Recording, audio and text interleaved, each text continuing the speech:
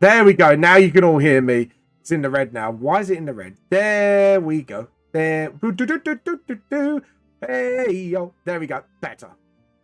Apologies, guys. I'm surprised my mic wasn't working. My mic wasn't working. My lips were flapping, but my mic went working. There we go. Awesome. Now I've got the mic working. I'm a professional, I swear. I swear. Okay. So yeah, I'm thinking if we're going to mid-age it, maybe just do like a little something like that. Looking at the eagle's head as well, just studying it a little bit. Yeah, because if you look at it, it's kind of slipped back, but some of them kind of have that sort of fluffage going on with the feathers. So yeah, I would say kind of do that, and then maybe kind of up one here. Just sort of, that's it. Kind of give it that mid-age look. And then just sort of, then, yeah, I think that's cool. Because, like I say, he's obviously got, like, a regal.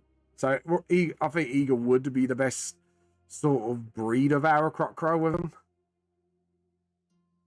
There we go. His hand, I'm not going to lie, should be a bit more closer. Because if we're going to do the spear, doing it like that, then... like a spear or a sword. Like I say, I'll wait till Blam gets here and then we'll discover what kind of weapon it is. So, right, now we want... apparently there's a cloak over his shoulder, according to commission. Let's have a read, because now I've got, like, most of it. Under white shirt, a red cloak goes over his right arm. So, this arm needs to have a cloak. Okay, cool. So maybe if we have the train sort of dropping down here, and then another one sort of like over his shirt to kind of hold the cloak in. So he's got that sort of, yeah. And then just sort of, and if his claw, if he's like, so sort of like that, and then sort of like that maybe. And then we get the rubber and just rub out the bits that we're not going to see. For obvious reasons. Yeah. I think that's right. And then, like, the chains can be on the other side as well. So it kind of weighs down over the shoulder. Sort of like that. And then we could do that for gappage as well. And then just sort of, yeah. Yeah, I'm happy with that. And then you got like the cloak over his shoulder and all that fun stuff. Yeah, I'm pretty happy with the vibe of that. I'm pretty happy with that. Right, let's carry on.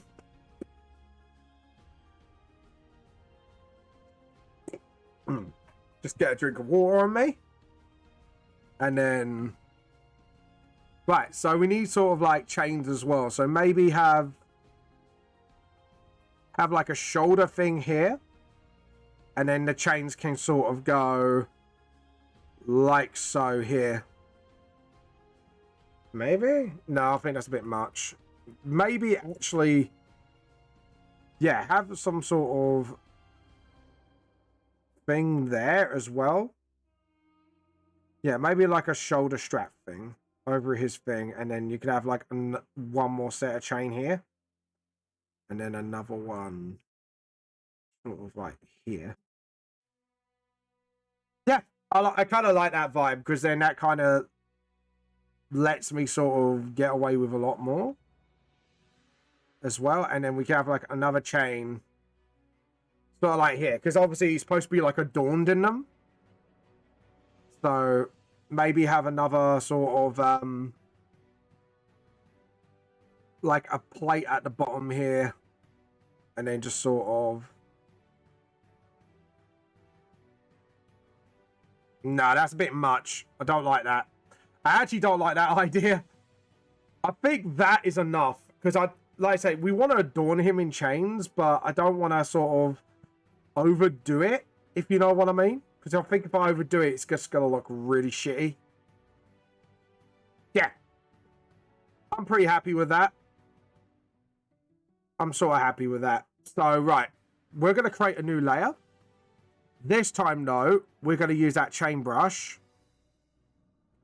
I'm literally sweating from the brow, and it's not even like, what, 30 minutes yet? Just a reminder, everybody, make sure you get your artworks in, ready to go, obviously. So if you want to show off some artistic talents today, so what we're going to do is maybe do like a bright yellow sort of there, and then sort of go for like an orangey yellow color like here. And then hopefully with a mix of the two, we get that sort of like gold illustrated texture. Pen. Where's my type of pens, by the way? Oh, there it is. And then that not there. That's not it. I know I've had that type of pen. Where are you? I will find you. I will find you. So trying to find the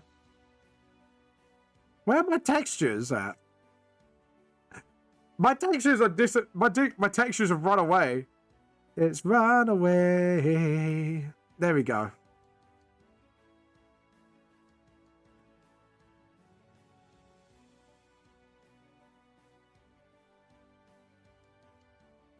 Spin chain. There we go. We need to make the brush size a bit bigger. I'm thinking about make it a 38 maybe. See how big that looks. Yeah, that was awesome. I like that. So we do one. Yeah, if we do one like that.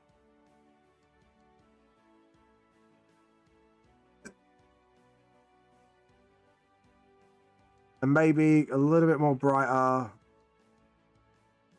Sort of overlap it. And maybe a little bit more orange. Just try to sort of get that nice blend going. Not too orangey. About there. Maybe darken it a little bit. Heighten up the saturation of this. Just sort of trying to get that sort of right blend in. I think I had it right a minute ago and now I guffed it. Trust the vamp to guff this. Edit, undo, and then just sort of... No, that actually looks good. That looks good. Vamp likes. And then just do another one here. And then another one from... Obviously like so. Awesome. And then do like another two all the way around. Sort of like here. Awesome. Yeah, I like that. Yeah, because I think if we did any more, I think it would overdo it. And if we overdo it, it's just not going to look right. So I think having the chains, sort of that. I'm going to lax that chain, though. I think that chain needs laxing. So we need to lax that down a bit more. And just sort of... like so. Let's try that once more. Go round and into the line work. That's what we want to do. Awesome. Because then that's a bit... This doesn't look lax enough. We need to sort of drop it down and then just sort of... Yeah. So it's going with the flow.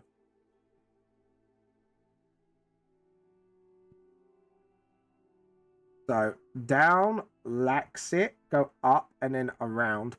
Then maybe, yeah, maybe if it's got a little bit of lift to it, we're going to have to do it. So, yeah, this is going to be the pain in the arse chain, essentially.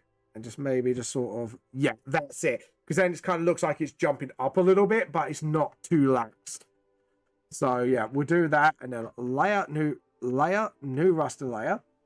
So what we'll do is now we'll put our focuses on what's in the way first. Or shall we do the face first? Maybe do the face. Lower that down. Lower that down. And then we can start sort of... Now start doing pen work. And just sort of... That's it. Actually, no. What we're going to do is make a new vector layer. Because I need to get in the habit of starting using vector layers for my line work. New layer, vector layer. Because what it does, it kind of works out. There we go. And then try that again. And then maybe do the eyes first. And just sort of, that's it. And then it's a bit stupid. Don't like that. Try that again.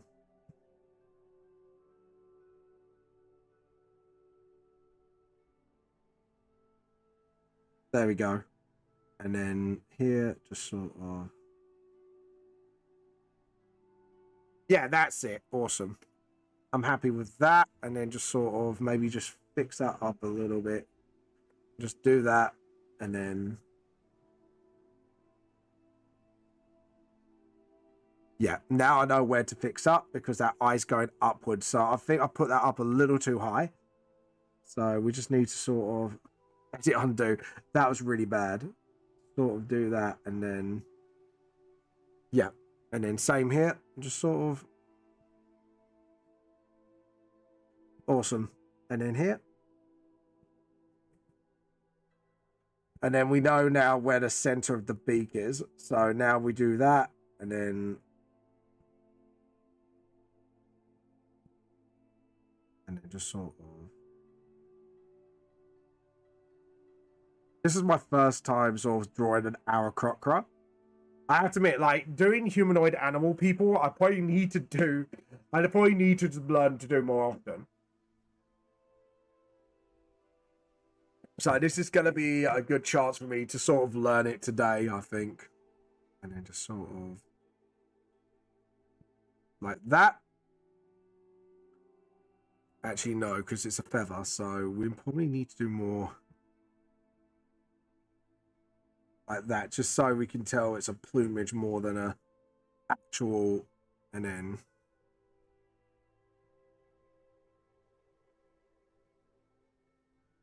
yeah, that looks more middle age. That's brilliant.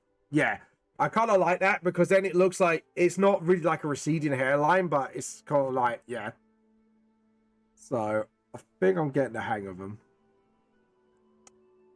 That's a bit messy. I don't like that. And then sort of.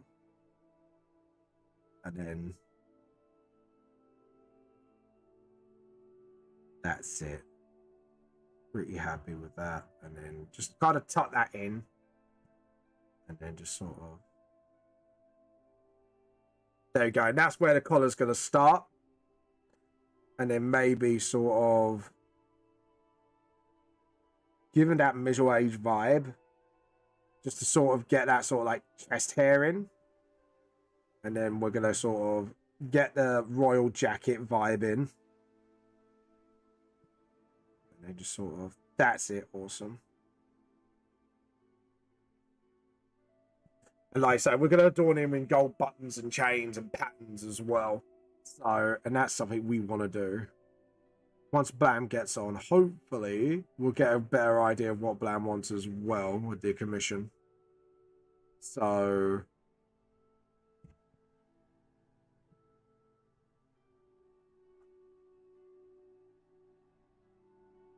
there we go. Awesome. And maybe just do a quick feather kind of every now and again. That's it. And then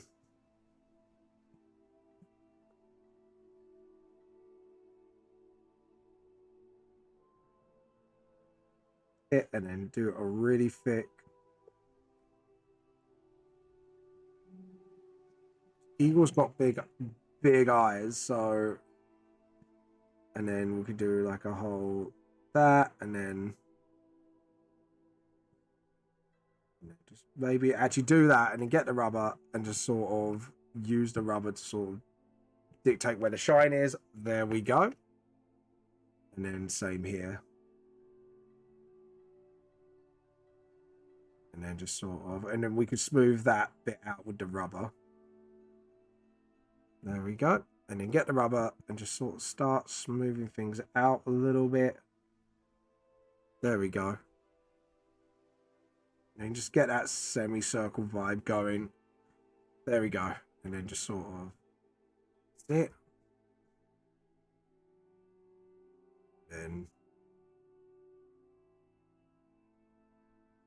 And then just get the nose as well. Get the beak sort of, that's it. So yeah, it's starting to look good at the moment. It's getting there. And then just sort of,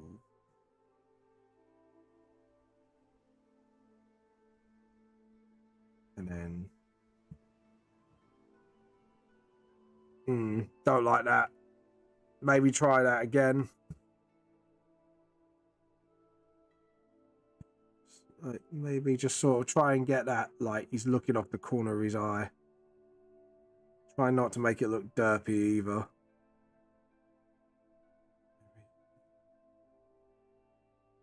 Yeah, awesome. I think it's just the angles making it a bit difficult. So what we do is we'll do that as well. Do a couple of tufts of feathers here. Just do like a few tufts every now and again. Just to kind of show, yeah, he is in his prime.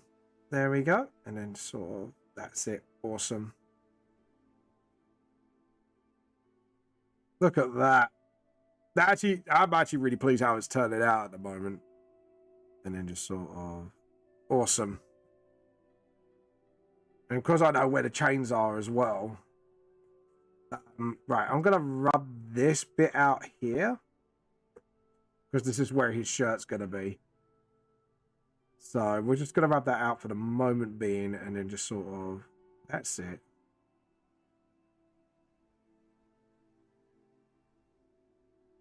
And again, make sure his clothing is sort of, and this is what I'm going to do now, is just sort of make sure the openings of the shirt, stuff like that, and then just sort of, and then do the button there. And then what we can do now is use the rubber to sort of, so I know for a fact the collar's going to be over that chain. So we can kind of, I don't know, if it's pinned down to the shirt, I don't think that's actually going to be the case. I think that's actually going to have to go under. Because if you actually look at the way how it works,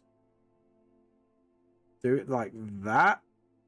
And then what we do is we get the rubber and just sort of get rid of where we know we're not going to edit undo. This is such a delicate thing now. Because now I've got to make sure like it doesn't... There we go. Awesome. So now that actually looks like there's a chain there. So it's going over his shirt because the button there. And then that's just a show button. So what we do is we'll just do that and then get the rubber and just sort of clean it up a little bit. Awesome, Renos. There we go. So as you can see, it's now got that sort of royal vibe going on. There we go. Awesome. And maybe just do a little nick there just to show there's a feather sticking in. And yeah, that's cool. So now what we're going to do is do the shoulder bit. And the chains are going to come out of underneath the cloak, the thing here. So we don't have to create like little nubs for the chains to come out of because it's all going to be underneath. Now I'm thinking maybe just like a little, not like a shoulder pad as much, but something padded around his arm there as well. So yeah, I think so. Or maybe be part of the cloak, maybe. I don't know. Like at the moment, I'm just messing with ideas and see what sticks with me. The same here. We're gonna do another one. And come on, there we go. And then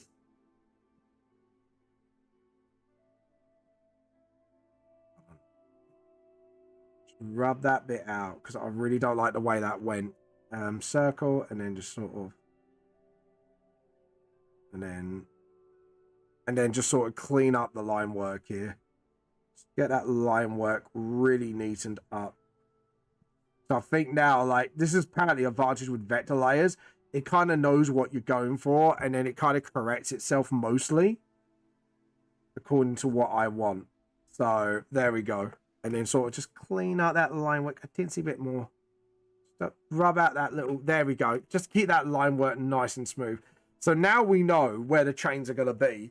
So this is why I kind of doing all the bits that where the chains are going to be sort of like overlapping. Because then I can do the line work for the chains and then go, right, this is where the chains end. And this is why I kind of overlapped where it's going to go here a little bit. Just to sort of, there we go. And then just get the rubber and just sort of smooth out that line work here. Smooth out that line work there. So there we go. Look at that. Look at that birdie boy. A little bit of this and a little bit of that. And then just sort of, hold on, edit, undo. And then just do that. And then just sort of put the creases in where the creases should be as well. Just sort of get that vibe in. He looks kind of good at the moment. Yeah, I kind of like his vibe at the moment. He's definitely got that royal middle-aged man vibe going on at the moment. So let's try and keep that up. Obviously, we just need to do that. I might do some custom like pattern things in the jacket, and then just sort of, that's it. Where the chains are resting. This is what I'm doing. It's sort of overlapping where the chains would be. And then just sort of... And again, now I know that line's not great. So now we just have to come up with another way to sort of... Maybe if I do it from here, just go like that and then... Because then it just looks a bit more realistic where the chains are going to be. And where it's going to land. So undo, and then just sort of do that. And then maybe actually just do another line work here. And then just sort of, that's it. And now, because I know where it's overlapping, I can sort of just rub out the bits on the chains that I really know I don't need. And once I do the outline for these, that's it. It's done then. So, which is awesome. Absolutely awesome. So there we go. Just going to get some water in me. Oh, that's nice. So there we go. And then do it again. Overlap. And what I'm going to do is overlap again. Just sort of. So I know where the chain's resting. And then I can then just rub out the bits that we don't need when it goes over. So as you can see, now I can see what's going on. What's going on? Because I said, hey, yeah.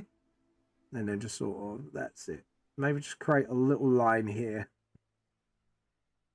There we go. Awesome. And then I can run out the chains at the back. And then I can actually then start doing line works for them as well, which is really cool. There we go. And then just sort of edit, undo. Let's try that again. And then just sort of, and then just sort of, right, there we go. So now for the chain here, and just sort of, there we go. And then awesome. Now we're getting somewhere. Connect that line. Edit, undo. Just try that again. And then just sort of, there we go. Undo. Right, now this is where we need to clean up some bits. And now we can do some cleanup. Just sort of do that. Also, now I think that's bare minimum cleanup. That's brilliant. Me like it. I like it, I do.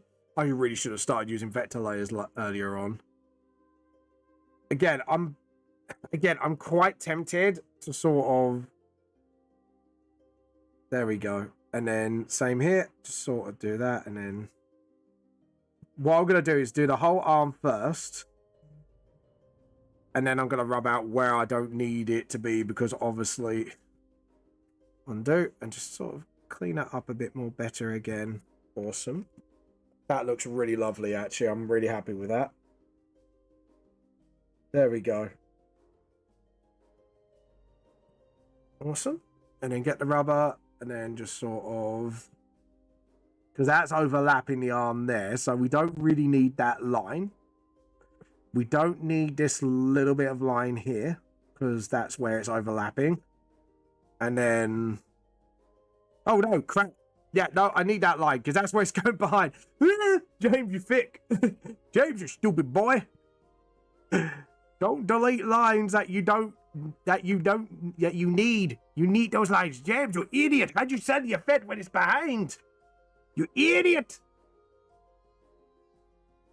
There we go.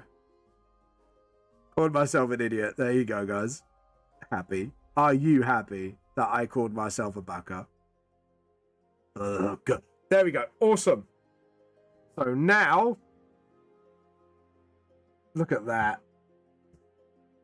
I think, apart from the upper bit of the jacket, I think we've got all the line work we need. And then I could just go around the chains with what we need.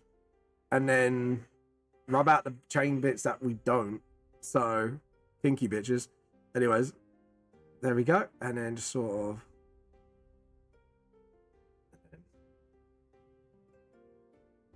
do that as well.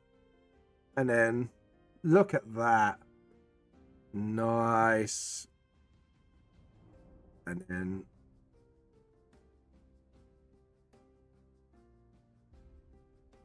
edit undo. And then what we're going to do is I've kind of rubbed that out because that was a bit too long of a stroke.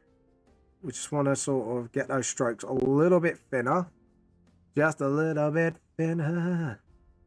And then, yeah, so we do need to do these bits next because this is now the important bits. So we need to sort of, that's it. And then, awesome. And then again. Yeah. All right, we'll do this whole upper chest bit now. Because obviously this is important. So there we go. Obviously I'll rub out what I don't need with the chains, but I need to now sort of, because I thought, oh, everything's done now. And then I just realized I was like, no, it's not, because we've got bits that we need to go over. So there we go. And then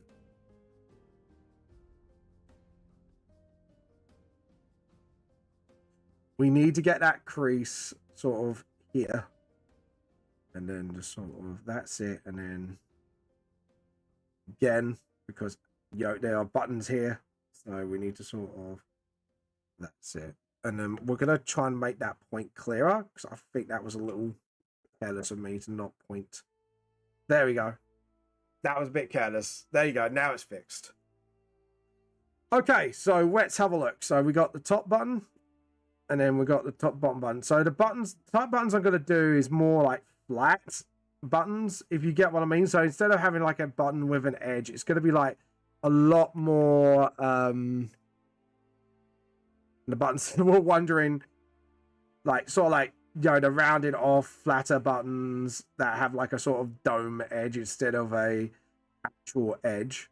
So we'll do that. Because it kind of looks a lot more royalty then. Yeah, I'm happy with that. That looks a lot more royal. And then just do that. And then maybe put a button on the other side. Put a slit there as well. And again, we want flat buttons this time round. Want to give him that sort of proper he's royalty vibe. I think the button didn't really... There we go. And then... And again, we're going to put a crease there to kind of show it's kind of black it out a bit. And then there we go. And then sort of edit undo. Try that again. That's better. Okay. And then just sort of.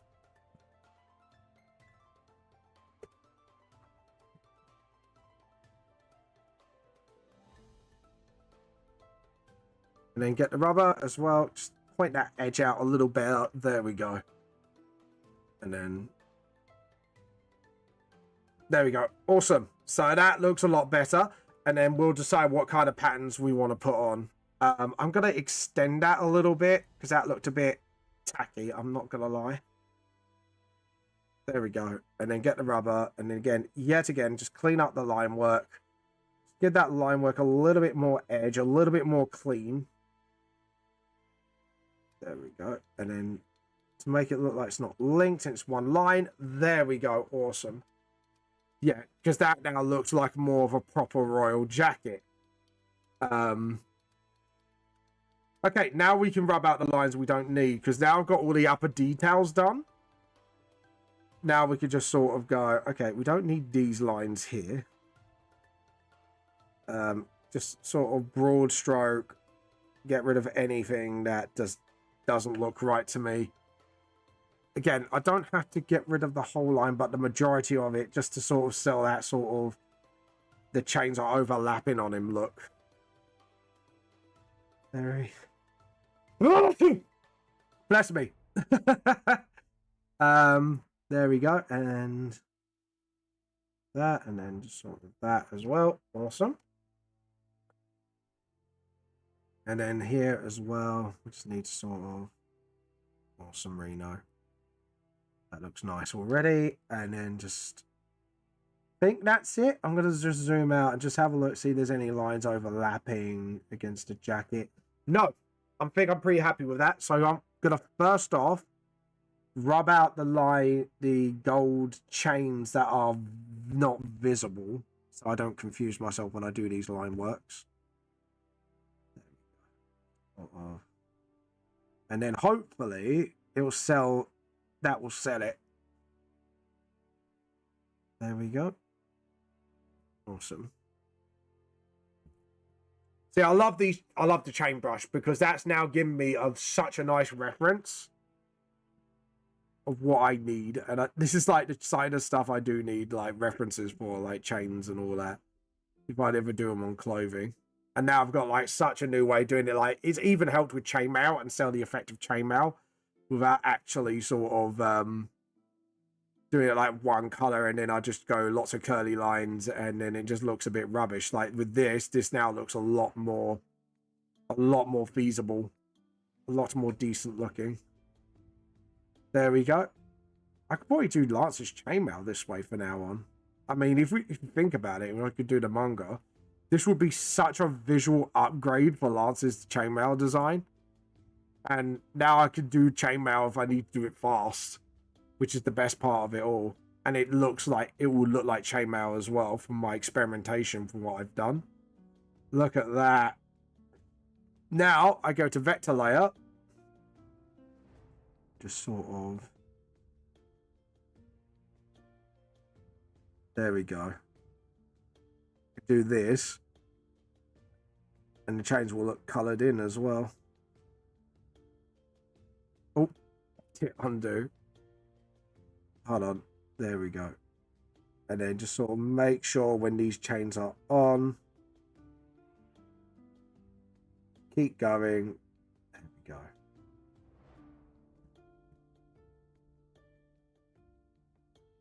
Same here. And then just sort of trace over these lines as well. Because it wipes out a bit of the colouring phase as well.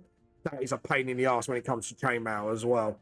So, like I say, it wipes out a lot of problems for me once, which is really good.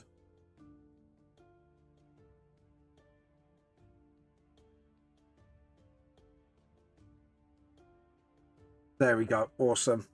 And then now we can sort of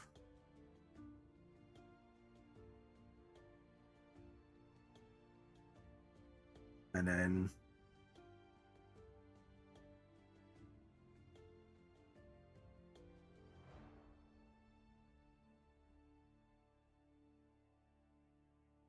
there we go. With chainmail, I don't need to do this, but because this is proper chains, I can now do this and sort of like go, okay. So we could just do that and then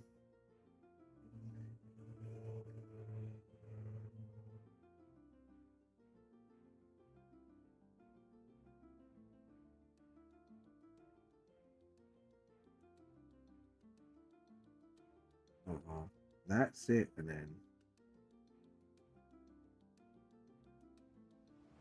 Or edit undo. Hold on. Clean out that line a little bit. There we go. Sweat's getting in my eye and it's stinging it. Sweat, get out of my eye, damn it. God damn it. Hello, Mediocre. Welcome to the stream. I know you're hiding, peekaboo. How you been? How you been? Welcome. And then just sort of, there we go. At the moment, I've not got no tea on me because literally it's way too hot. Like, there is that rare time of the year where I just don't drink tea because it's too hot. And it's like a few days in a year, you know, when the summer heat just gets a bit much. There we go. And just sort of, there we go. Look at those chains. I'm so glad I got this brush. This brush has actually been now a lifesaver for me when it comes to like designing things like this. There we go. And then just sort of, that's it. And then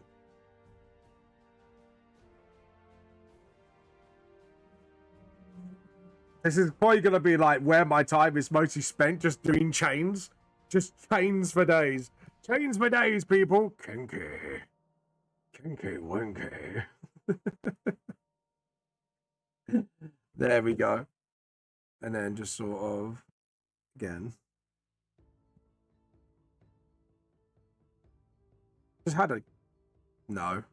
I had a clever idea and I went, no, actually, because it won't look right. So, well, I might be able to expedite the process. Oh, feels so nice, that breeze. Finally, the breeze is chilling me out. Mediocre, Vampy Pappy, the curse of the accurate sheep. Oh, for God's sake. The scientists blew up the sheep. Good. No more Jason Momoa sheep. I am free of its curse. How you been, Mediocre? I hope the day's going well for you today. I hope life is treating you well. I'm just, at the moment, I'm just like hyper focused on just getting these chains sort of like absolutely right, no matter what. I'm like, dude, these chains.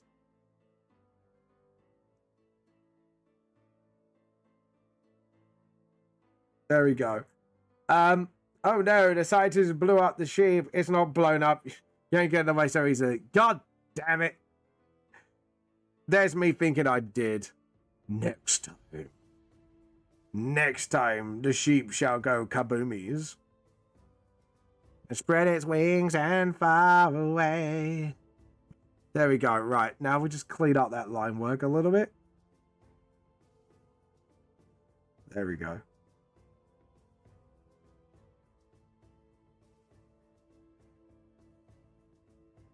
I don't know. Maybe I should just... I don't know. Should I let the colours do the work? No. I'm just trying to think to myself, it's like, should I just let the colours do the work, or... I don't know. Maybe. There we go. Very strong. It's a very strong artificial sheep designed for sweet, sweet love. Oh, God's sake, Mediocre. God's sake, I need an adult. I need an adult. I need an adult. I don't know what to do. I need an adult. I am an adult.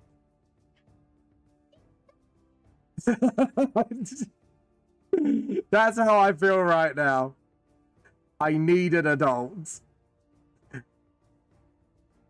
There we go. What's that? I'm very adult, thank you very much. Some of my red hair, some of my beard hairs are turning grey. Well, mate, I don't know. After all that talk of the Aquaman sheep, well, I might have to sort of like disagree a little. I don't know. You know, after you keep asking me to, you know, go on a date on the poor Aquaman sheep, I don't know. I think I might need an adult. I might need an adult. There we go. And then just sort of awesome. And then look at those chains. The chains are looking really good, actually. Like, I was trying to figure, like, how do I make this faster? And I was like, actually, just doing it this way kind of ensures accuracy. So I'm kind of happy to do this, actually. This is one of those drawing processes. It's mind-numbing, but it's mind-numbing in a good way. It kind of mellows me out a little bit. I'm not gonna lie. It's kind of mellowing. There we go. And then just sort of, that's it. Awesome. And then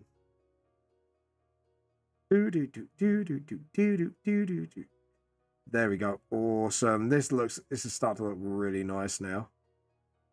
And then just sort of, that's it. And then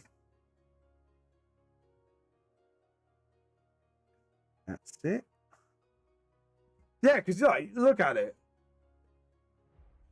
Okay, I'm not gonna lie. I'm gonna see if I can expedite this. It's not your fault. Stream is cursed by Baba Mama. Why is it Baba?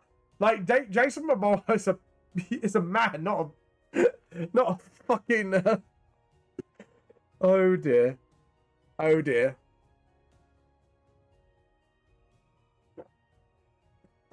Final sheep of doom. God damn it.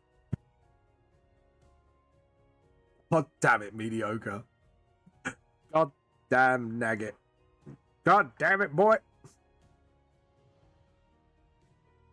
There we go. I don't think it's a... Don't kink shame Jason Momoa persona. Oh, God. How do you know it's his persona? You guys have just made it canon because you said so. Because all of a sudden it went from, you know, as a straight guy I would, to Jason Momoa bangable sheepdog. I know many arcade. I don't think it classes as arcane mediocre. I don't think that fucking classes as arcane. If anything, it'd be a pain. Oh, that talking of, I don't know why that reminded me. But talking about pain. Feel free to jump your artwork into our Discord, ready for art viewing before the clovers come on. Fuck my life. What are you like, mediocre? Fuck my... Oh god, shit. My brain went a little lazy mode there. Come on, stop being lazy. Match the line work. City Falls. Why is Falls a class of swear? Stupid bloody Twitch mod. Anyways, City Fools, you do not believe in magic of Oh god. If you were playing D&D, I think you'll probably be the most cursed player I will ever DM for. Period. You'll be probably the most cursed out of the lot. And I'll just be like, I thought I was bad with Captain Yellow Dot Pokerbeard. I thought, you know, other things were bad. I'll just be like, wow. Wow. Challenge was accepted. And challenge was met. But yeah. Ooh, there we go. And then just sort of... I'm so hyper-focused right now. It's like, I'm just so trying to sort of do these chains right. And I've still got like 3 more to fucking go. Thank God I decided not to do more, because even I was like, I think like doing more than 6 on this like royal looking design for this bloody commission would be way too much chains. Way too much chains. Too kinky for my liking. Oh god, my mind's turned degenerate. Thanks, guys. You did this to me. No, I'm joking. Well, yeah, no, but there you go. Just ask how dead my half orc bard Elvis. Yeah. I wonder why he's dead. Probably because he's too cursed for everyone's sanity to tolerate in a D&D game. He'd be like, right, too cursed. Nah, he's got to die. Quick, throw him in the ditch. Oh, God. Oh, it's I was like, what the hell? That's not music. That ain't music. Yeah, just skip that. It's ambience. I don't want ambience. Oh, God, all this is ambient. Right, I need to switch playlists. Switch to playlists because it's obviously not. Just do that. I think this is like a radio station, anyways. Yeah, we'll do that one. This one's got music, not ambiences. I do not want ambiences. I want music, motherfucker. There we go. Awesome. That's a lot better. Elvis died by his own terms, not by stupid ghost. Hold on. Well, Deep throated his own poison dagger, killed by the most unkillable evil entity, was spawned by accident. Yeah, that sounds like a dumb way to die. What was that song? It was like an advert, wasn't it, in Australia, like years ago, about like dumb ways to die, and it came like viral on YouTube. I think Elvis died by his own terms, not by a stupid ghost. Well, we might have to agree to disagree. I think that ghost would disagree with you, because obviously he would like to claim the glory. Anyways, no, right. I just realized. Yeah, it's supposed to be that. And then just sort of, that's it. Awesome. And then just do that. I love the guitars on this, actually. It's very mellow. I like it. I like it. Right, there we go. And then do more change. I wonder if I do it like this, maybe it'd be quicker instead of just outlining it. Well, I'm still outlining it, but you get what I mean. Like, maybe just sort of like... No. Because I end up doing things like that. The wind... How rude. The wind closed my doors. My only source of refreshing air. Out of this boiling fucking murder summer heat. Not even like the nice kind of summer heat. It's like the one that boils you alive sort of thing. It's like... Do you know what? I decided to boil everybody alive. Skeletor style. Evil Skeletor style. Just burn the fucking world. There you go. You wanted a summer? I give you a summer. He-Man. There you go. You know what I would do? Is place like somewhere on the wall, just have a fan pointing down at me.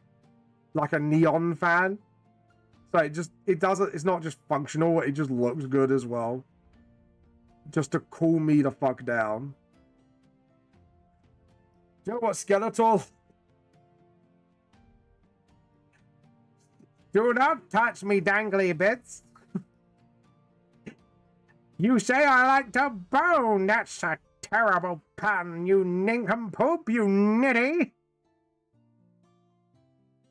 I shall get Beastman to sue you for sexual harassment. Until we meet again. There you go. There you go. You got your Skeletor out of me. I've done Skeletor in the stream in ages. I think the last time was Color Guy was around for that. I think that was the last time I did like my Skeletor impression. I'm sure Beastman would go well with my bear. Well, maybe. I don't know. Actually. Knowing his taste, I don't think Beastman's his type. Like, yeah. He likes his bear daddies and all that. But the problem is, the fun thing you don't consider, I don't think he has the looks to impress my bear. That don't impress him much. Let's be honest. If we're gonna go down this rabbit hole, let's be honest for a second here. It'd probably be more what characters would he be into actually? It'd be like the Zenless Zone Z, like the Wolf Butler dude. That would be like his type. It's so sad. I know one of my viewers like type of guy that fucking well. And I'm a straight guy. I know my best tastes. That's a bit fucked up. Let's be honest. It's a little fucked up.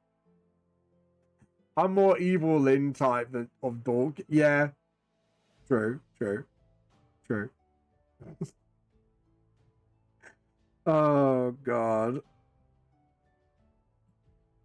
Jesus fucking Christ.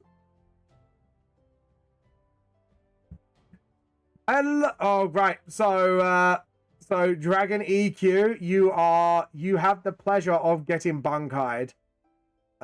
Because dude, what the fuck? Hold on. Bunkai, do not advertise on my stream, please, unless you get permission. There we go.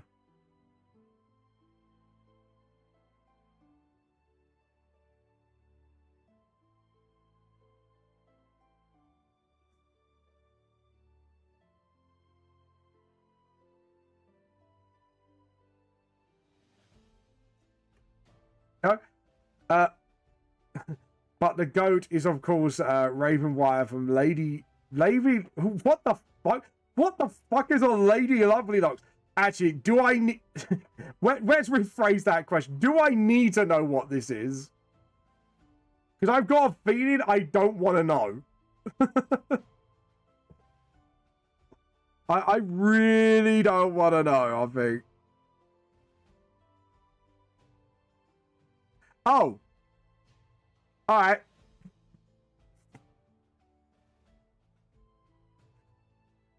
Right, if I look this up and it turns out you're deceiving me, you're a dead man. So, what was it from?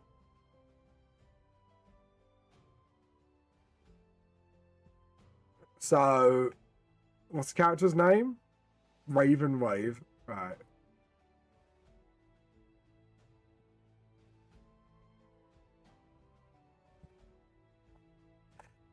I'm gonna kill you if it. Oh. Oh, okay. Yeah, that's pretty tame. Like, I was expecting some degeneracy, but you pleasantly surprised me. That's I've never heard of this. Obviously, I'm a dude, but yeah, there you go. I was expecting some degeneracy from you. No, I was really expecting it. I was really expecting it because it's normally like I get sort of walked into this.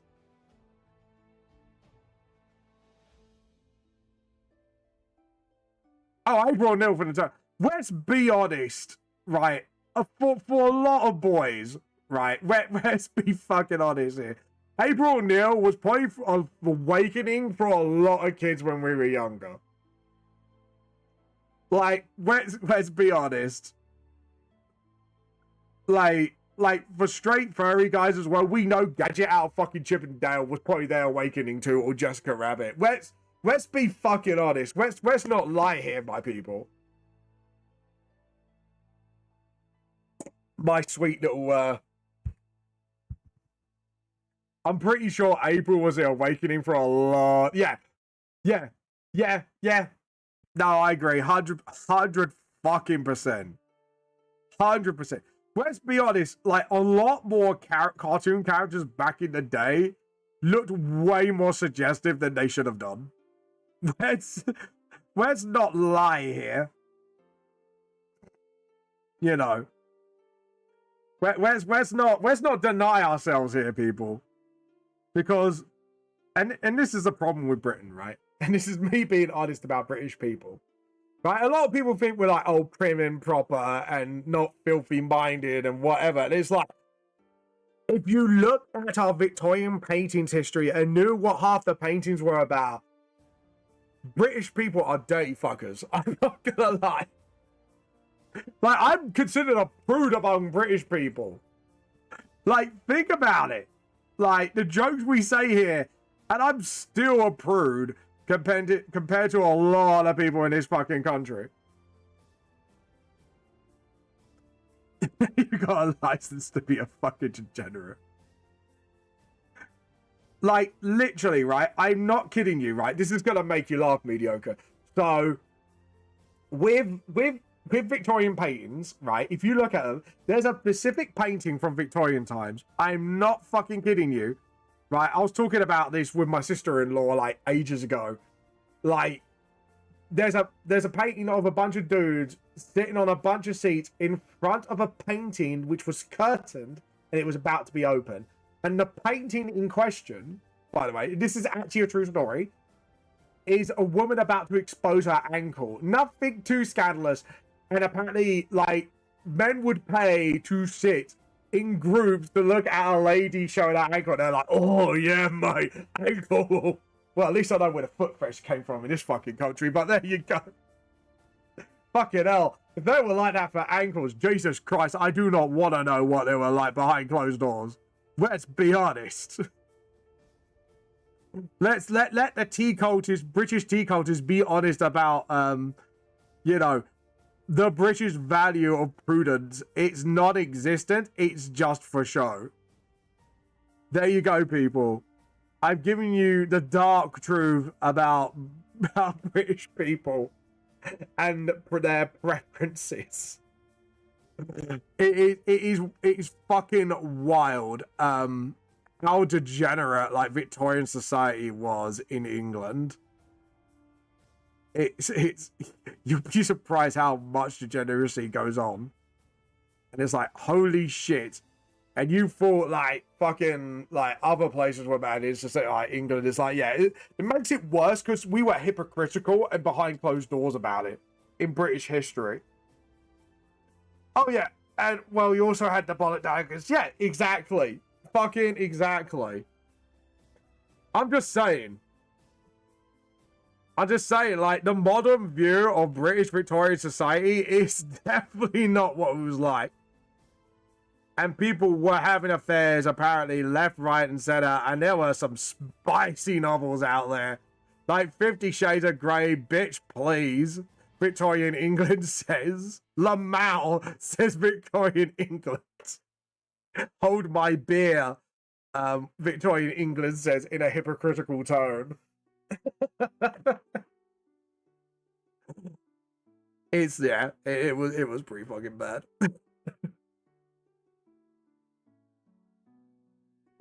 Oh god! And by the way, Adept is ridiculous. Don't sue me for playing your Carden Betrayer quotes. Lamal says Carden Betrayer. Lol says Carden Betrayer. And that's pretty much the same sentiment from Victoria, England when it comes to degeneracy. Lamal. Lol. Oh god.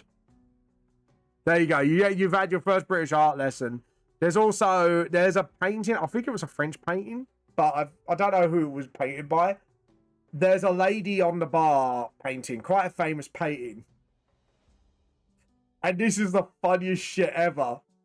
Right? So a Victorian painting, I think it was done in France, and it was a lady at the bar, and it's quite a famous painting. However, there's a story behind it because you can see a look of her face. You can see her eyes wandering like to the other side. What is it that's about, you wonder, dear audience? Well, her eyes were wandering because she recognized a customer of hers because she was a lady of the night. And the worst part is it gets even better. Many years later, in I would say early 90s, we have these books. And they're called I think it used to be called the Axeman Reading Tree, where you had like adventures of Biff, Chip, and Kipper. There was an adventure with a magic key featuring that painting in a children's book. It's like the people who made the children's book went, oh, it's just a painting of a lady in the bar, and they didn't fucking research. What was that painting really about? Yeah. Oh god no. Oh god no. Yeah. It was literally like it the painting itself ended up in a children's book. And I was like, either they did that on purpose to make the adults giggle who know their art history. Or here's another thing. They completely, and this is the more likely scenario, let's be honest. Very most likely scenario is the authors at the time for those children's book didn't fucking realize what that painting was about. I think it's the funniest fucking shit ever. Like, The fact that ended up in a children's book of all things, and you're like, the fuck? Do your research, my dude. My guy, whoever created those books and approved that painting to be in the fucking children's book, do your fucking research. Because in today's society, that would not fucking fly. Like, and this was like in the 90s. I'm just saying, like, that book came from the 90s, so it's not even that old. And it's just like, I don't know. I think people would consider that old these days. I don't, because I'm in forever fucking denial. But yeah, it's like, the fuck is wrong with this country sometimes? It does make me question. Things like that do make me question things like that. I just think it's fucking funny. I'm like, I'm so tempted to make a reference to that joke, because the problem is my book is for 17 plus anyways, so I can't exactly do the same joke. But oh my god, I would love to do like a joke like that one day. Maybe like if I bring back Vamp the Lost Soul Chibi Fun Time for kids, maybe I just stick that painting like if the character's like in a gallery or something, just to see if people get my nod while I'm nodding to it, and then just have a character maybe with a tiny speech bubble in the background go, shouldn't not this painting be in this book? Just as a little cheeky wink to that book long ago. Just for shit. I mean, for absolute shits and giggles. Jesus. But yeah. But I don't think it would fly today. I think people would catch on to that immediately, and it probably cause like a controversy or something. Be like, well, Vamp put this in a children's book. It's like, yeah, so did Oxford Fan Reading Tree, and you didn't call them out on that. But yeah, it is fucking crazy. And there's probably many more examples where people didn't research and they put something in a book, and then people who are in the know probably know what the real thing was about. I wouldn't be surprised, honestly. Honestly, I really wouldn't be surprised if that happened. Like, it's happened more than once. Like, I bet you, like, every country has that one book, children's book, like, it had something like, it looks innocent at first until you know what that is. I think that's what it is. It's innocent until you know. And then once you know, you're like, oh shit. Oh no. Oh no. And then you know.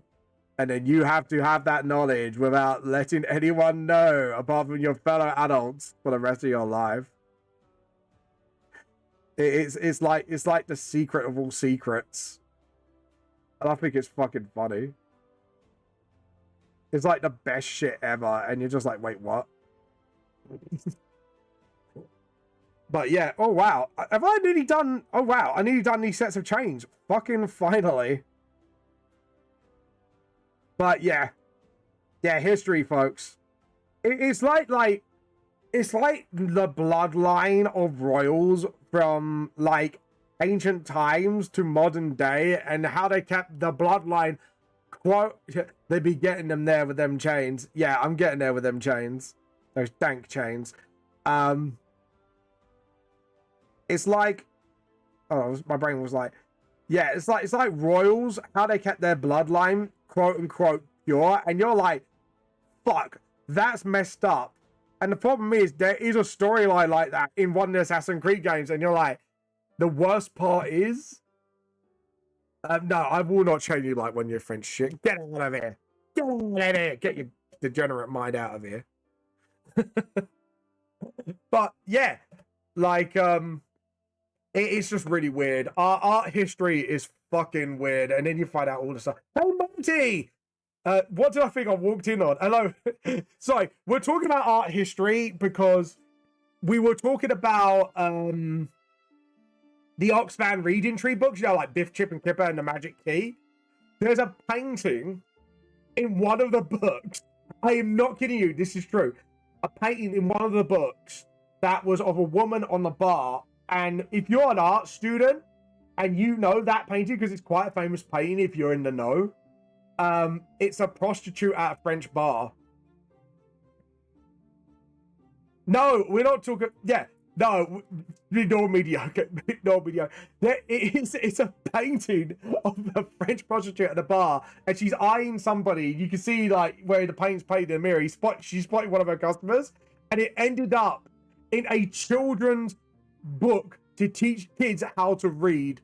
And I swear to God, it's either they knew and they thought it'd be fucking funny because it would fly over the kids' heads, or they just generally didn't know and thought, oh, that's a pretty painting of a lady. And apparently, like, in the book as well, they visit the lady in the painting.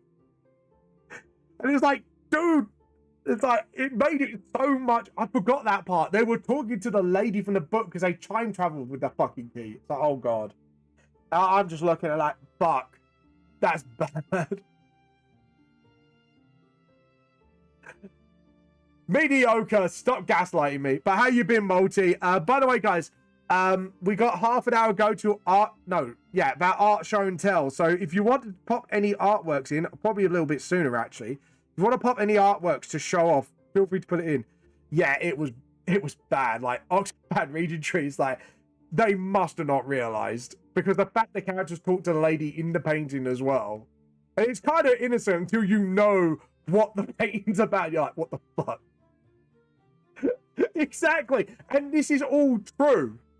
And I think Multi's British, so she probably knows the Biff and Chip and Kipper books, unless like they're being rotated out these days. But the worst part is, and this is a secret I'm going to give you guys, I read that book when I was a kid, and then when I realized what it is as an adult, I was like, I don't know. I think we need to use the soundboard, because I think this sums it up quite fucking well. Hold on. Let me get the sound up. I don't know what to do. I need an adult. I am an adult. It's like, that was my mind when I found out that. I was like, what the fuck?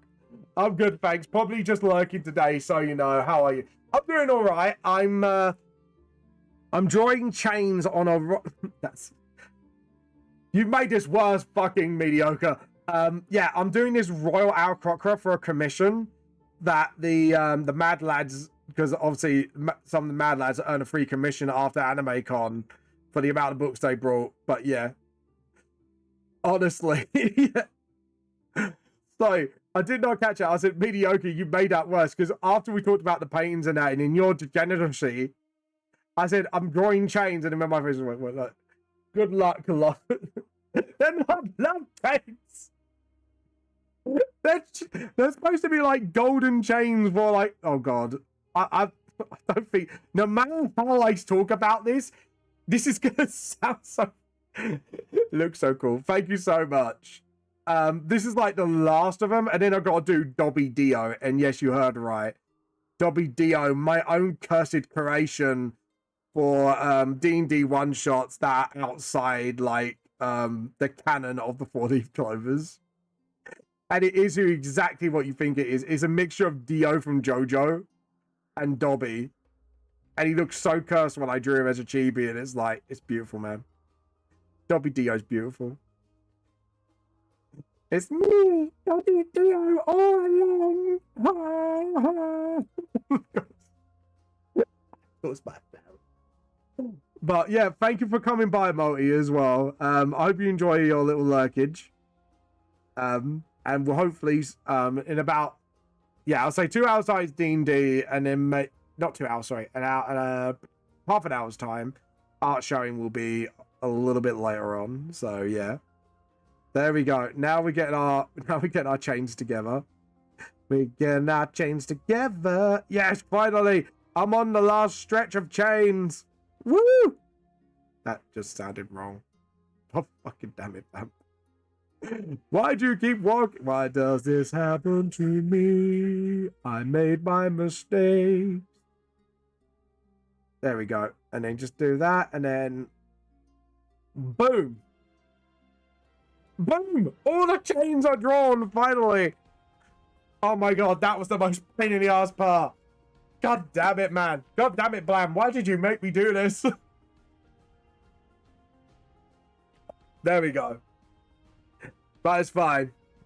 It's fine. It was for you, buddy. I hope you appreciate it. You better love it. Can you imagine? I just go back to my commissioner and be like, "You better love this." Swam. I love my heart, or I eat your soul. But yeah. It'd be like that Lord of the Rings thing where it's like, instead of picking up the ring, it's just me finishing the art where you shall love and fear my heart, and you shall have a queen with a teak outside. Just me, just like, you know, stuffing my shirt with padding.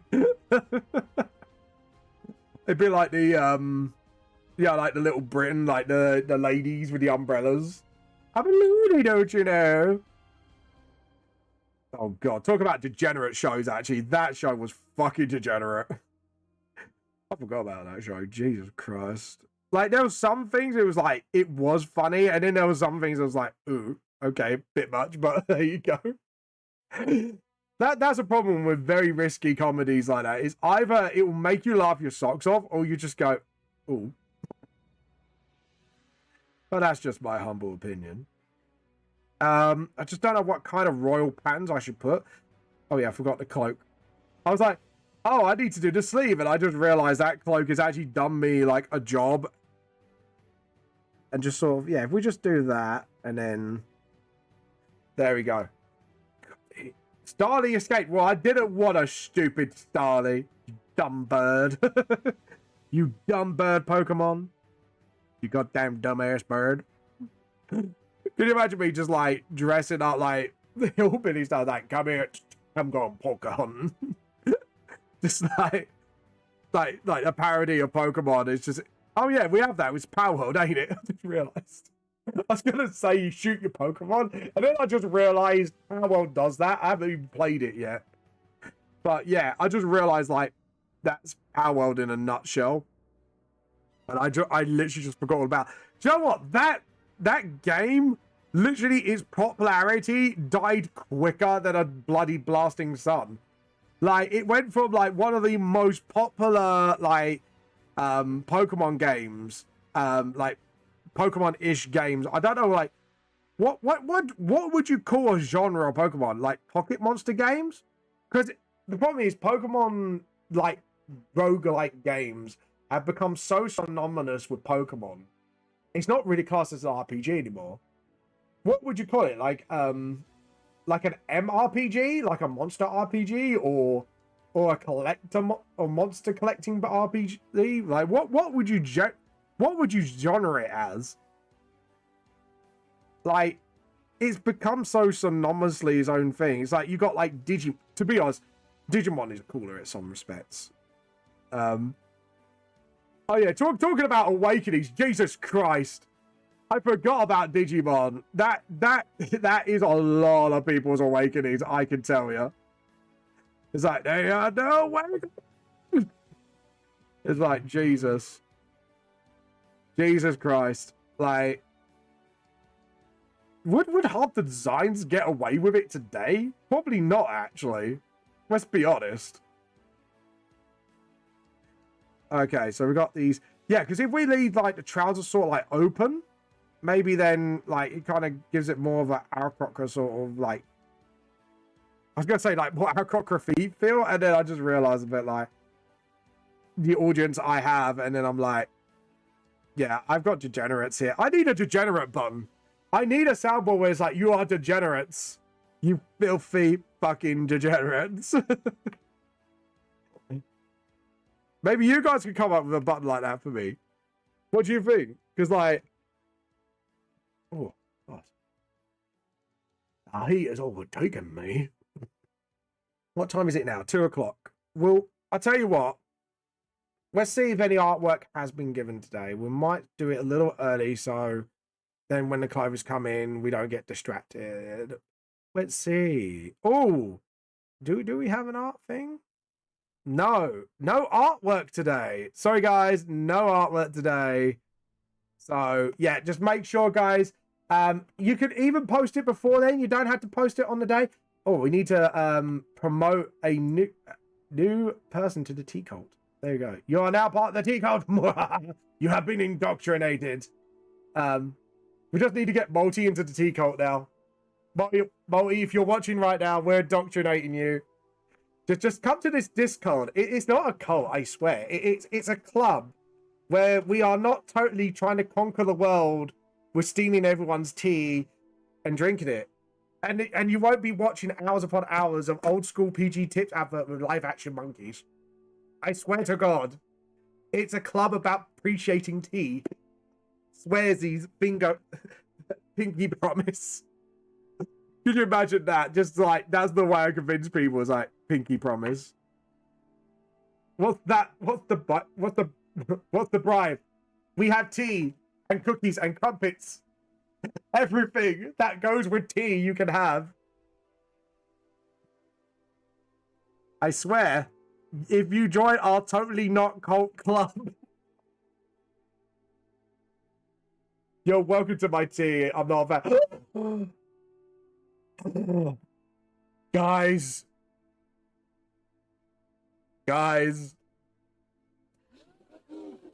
There's a heretic in our midst.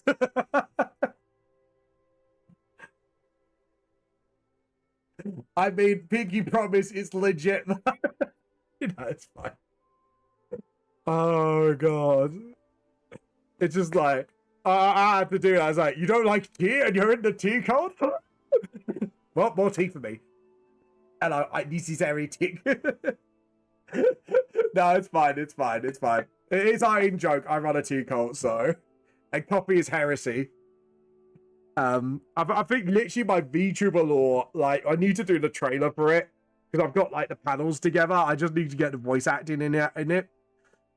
Literally, I was an angel-driven man by vision of the great heretic Neste Latte Cow. And, I do like tea, but also like being a heretic. And I got driven mad by these visions.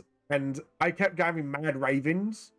Like, I was an angel of water, hence the glowing blue eyes. And I got sent to Earth just to be shutted up. Little did I know that the prophecy I've said in my mad gibberish in my nightmares is true. And now I'm determined to make a tea cult to save the world by conquering it. So, yeah, that's now, like, my VTuber lore by making manga and streaming. It's like the dumbest VTuber lore ever, but it's like, yeah, that suits me down to the T. It's dumb, it's stupid, let's fucking go!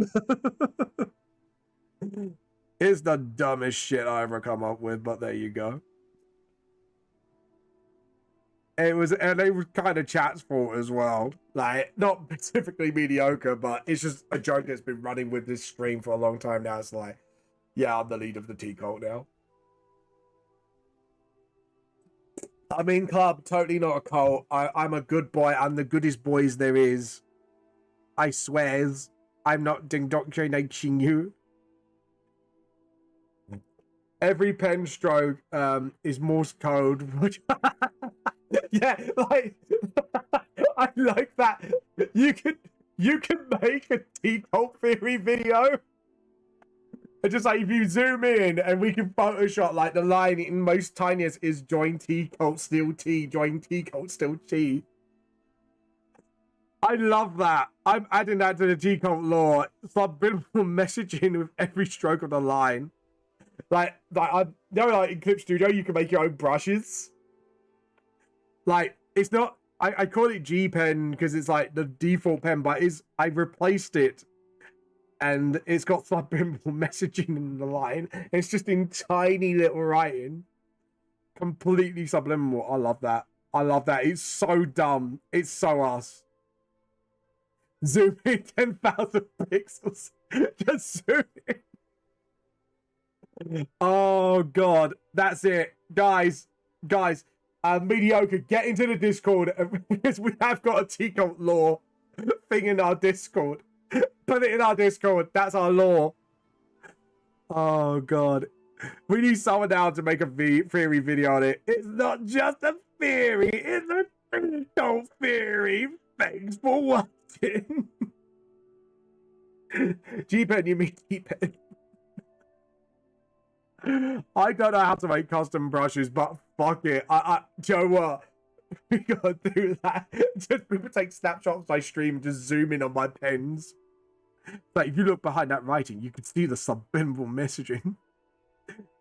Oh god, I love that. It'd be like it's got to be done not just as like a game theory format, but like you know those unsolved mysteries TV programs.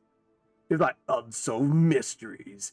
Is this actually a human being, or is it an angel driven mad by the prophecies like the other conspiracy theories do it? Find out more in T Theory. Oh god.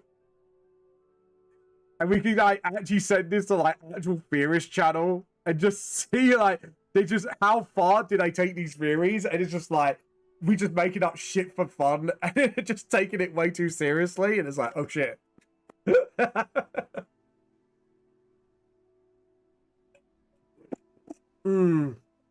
God, it's just too funny to pass up. It's just too fucking funny.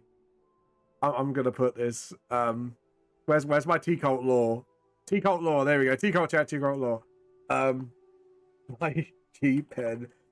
If you zoom in 1000px, you can see a message saying drink tea, join.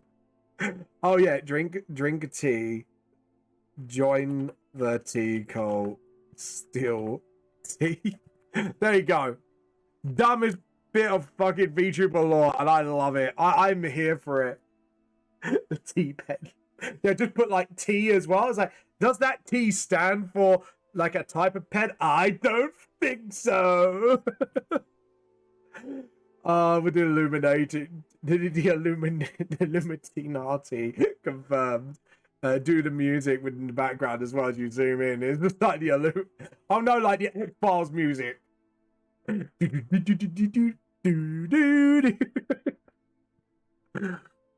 It's like the dumbest shit, but it's the best shit I ever heard as well.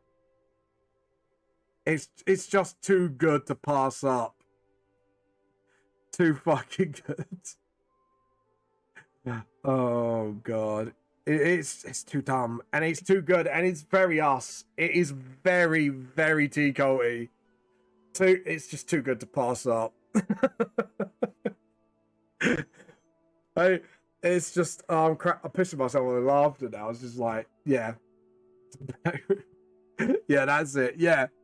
Just like put in every like or the just every conspiracy theory that might have been revealed. If we just do different themes from different like paranoia like shows or that.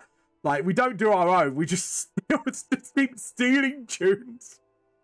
Just start with the X-Files, then it's like Unsolved Mysteries theme, then it's like, is it like Ghost Hunters theme or something?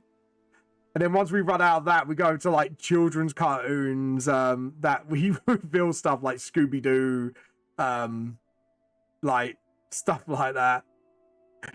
Is it like Carne San Diego as well? Was that like a mystery and it turned a bit supernatural after a while? We could do that as well. Fuck it. Throw that theme tune into the mix. How many copyright strikes can we get in one theory channel? We'll find out.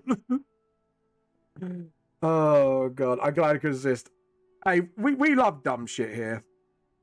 It's good for my brain cells before me DMing. Before I break everyone else's brain cells in the mix. There we go. And then we got like the palm here. We got the bird palm. I just think he's got to hold something. Like, I'm going to ask what weapon he has, and I will put a weapon there. Trying to take it. Hold on. Mediocre, you did look that up, did you? Is that what it is? Hold on. Now I'm going to look this up. In binary. Now I'm going to look this up. If you've done this in binary, I'm fucking laughing.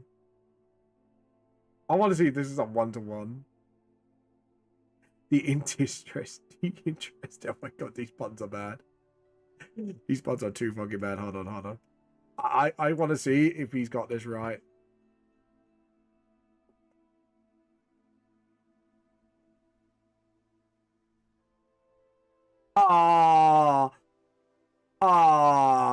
Google, you disappoint me.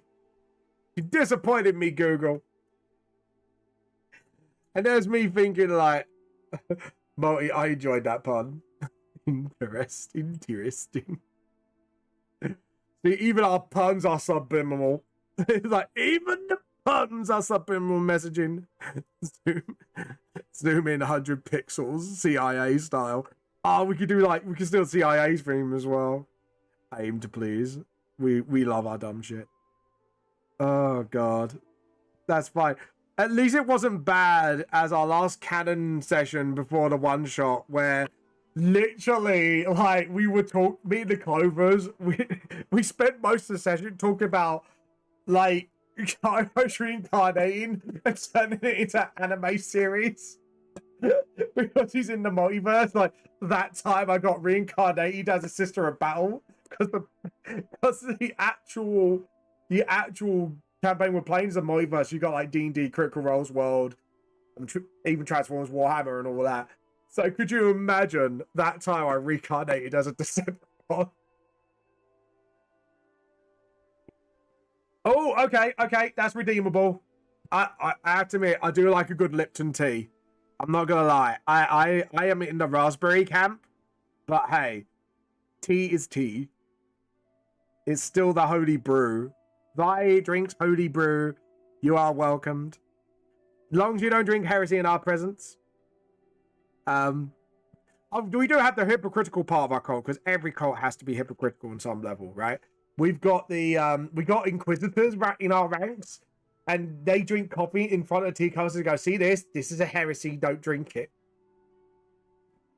That's their literal job, to find heresy and to show tea cultists how not to tea cult. Wasn't there like something else other than coffee that was heresy in our group? I can't remember. Like the law, the law's gotten too dumb. To be fair, I never tried it. Have you never tried raspberry? It's really nice. It's quite sweet. It's quite like lemon's my least favorite out of the Lipton tea range, but like yeah. Right, let's if Multi's in, we're gonna promote Multi to tea cultist once you're in. I need a bot, man. Seriously, I really need to get a bot mod for this Discord just so we can get people to roll automatically. I'm not the tech-minded person. I'm sorry about that. Can I give the Python code and gave me the binary so it also converts it back to... Yes! Yes! Do it! Do it! Do it! You got to do it now. You must commit to the bit. It's like, wasn't it like a guy in Russian Badger that committed to the bit with beers? I think I talked about that like last stream, didn't I? Like his wife got really annoyed with him. I can kind of understand why, but it was fucking funny. Like they were playing, I think, like battleships or something, like on the ships, I think, warships.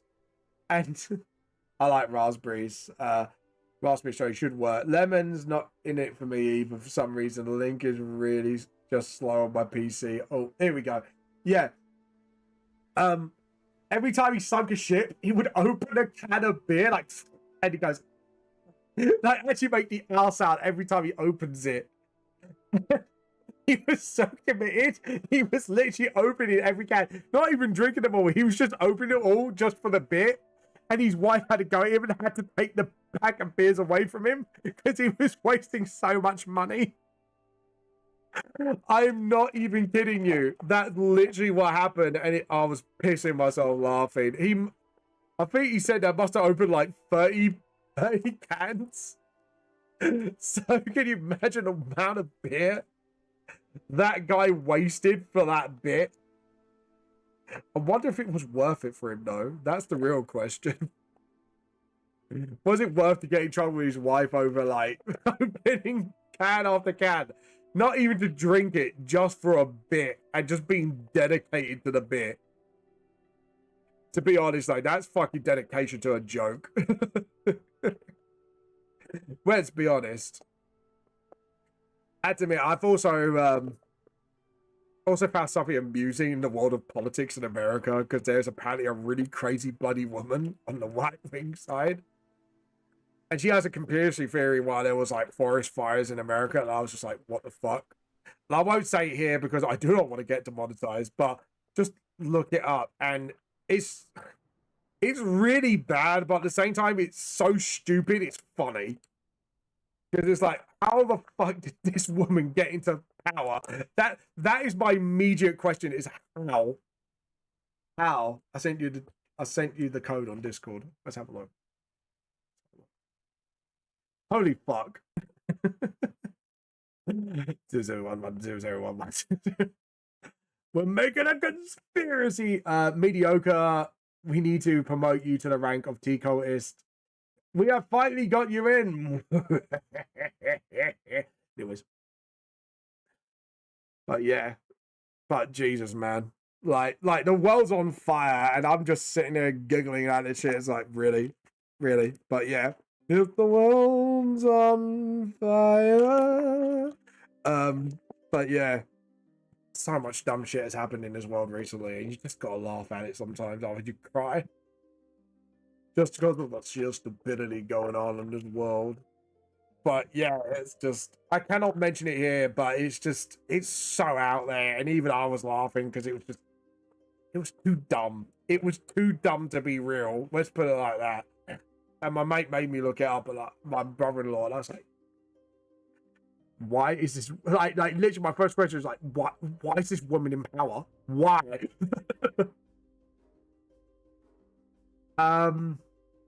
Right, so what I might do is do a thin line here through the jacket. Because obviously it's got like gold in it. And then just do that. And then maybe do like a gold, do I should do a gold trim around the collar? Maybe do like something like that, maybe? Sort of like that. And then maybe the edge of the coat would just go like proper ham. Because it's gold and red. So from according to the commission thing. So maybe do that. And do what and maybe like keep that gold as well.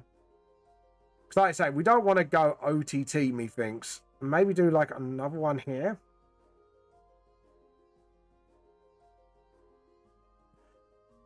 And then what I might ask is if there's like any logos on like the side of the coat, on the coat. Yes, it's obviously a coat vamp. He's obviously wearing a coat. I mean, geez, vamp. Wait.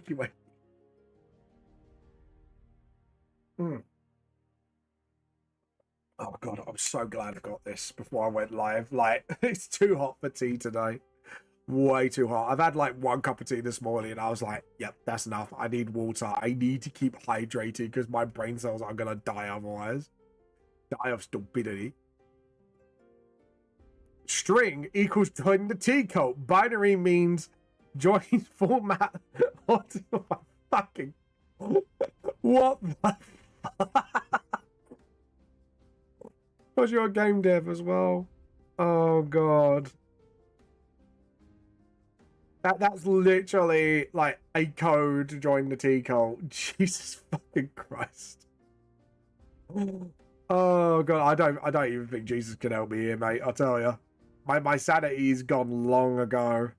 It went somewhere like off to the distance far away where my brain cells go to play. Oh god. Jesus. Right. Let's just... Oh, no, keep the chain, because that's coloured.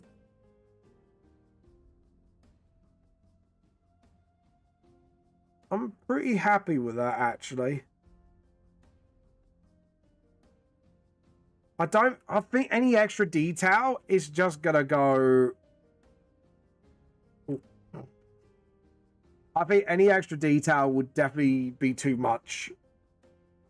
I think the only thing I would do is if they have a coat, if the Royal Aarakocra has a coat of arms, maybe do that. But that's as far as I think I'm going to go with this.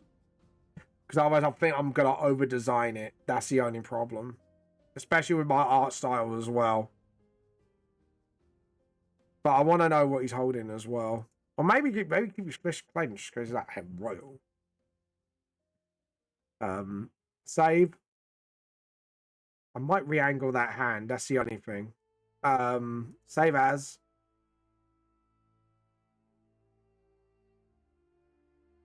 And I'm going to send it to Blam. Blam Wham. Thank you very much, ma'am. There we go. Oh, as you had a friend. Anyways, Blam, we are going to send you. Yeah, I've got a file. I'm just going to ask him, tell me what you think before colouring.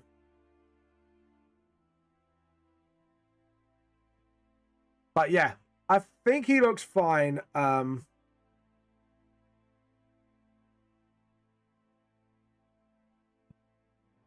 gonna say, what kind of item or weapon can he hold? I'm gonna ask weapon as well, because I just think he needs something in his hand. Even if I just redo the hand and turn it slightly, he looks neat though. Oh yeah, he does. He does. He looks like a royal, definitely. Like, that was the vibe I'm going for. It's like, I need to make him look like he's from a royal lineage. Ugh. I need to stretch my back. Right, hopefully the clovers should be here soon, guys, and then we'll get another another round of 4-leaf clovers today. So should I make that picture bigger? I shouldn't make it bigger, shouldn't I? I think I should. Right. Oh shit, I forgot. Guys, I forgot to do his. I was so focused on his clothes, I forgot his fucking wings. I was like, should I make a design bigger? And then I just looked. I looked where I guffed. I went, oh, Vamp guffed. Vamp guffed. Whoops. Right, I am gonna make him a little bigger though, only a little bit, because he does seem, I don't know, like, if he's gonna use this for his streams, I need to make sure, like, res wise, he's able to use it. Right, so his wings. I'm gonna look up Aarakocra wings. How can I spell that? Aarakocra wings, DN. Maybe I'll just put D&D and then it automatically corrects. Hold on, maybe Aarakocra? Come on, Google. You do not understand what I am typing. I am dyslexic and not that dyslexic. Guys, it's being mean to me. It's being mean. We've all been there, don't worry. Google being mean to my dyslexic ass. It's saying they don't understand me. I'm gonna sue it, boy. I'm gonna sue it. No, can you imagine me just taking a search engine to court? Why are you looking into court? Because it didn't understand me. Alright. It's kind of spelled Ara, but it's Ara Cocra. It's not just any Aarakocra. It's an Ara Cocra. There we go. Right. Paste. There we go. Right. Let's get their wings, boy.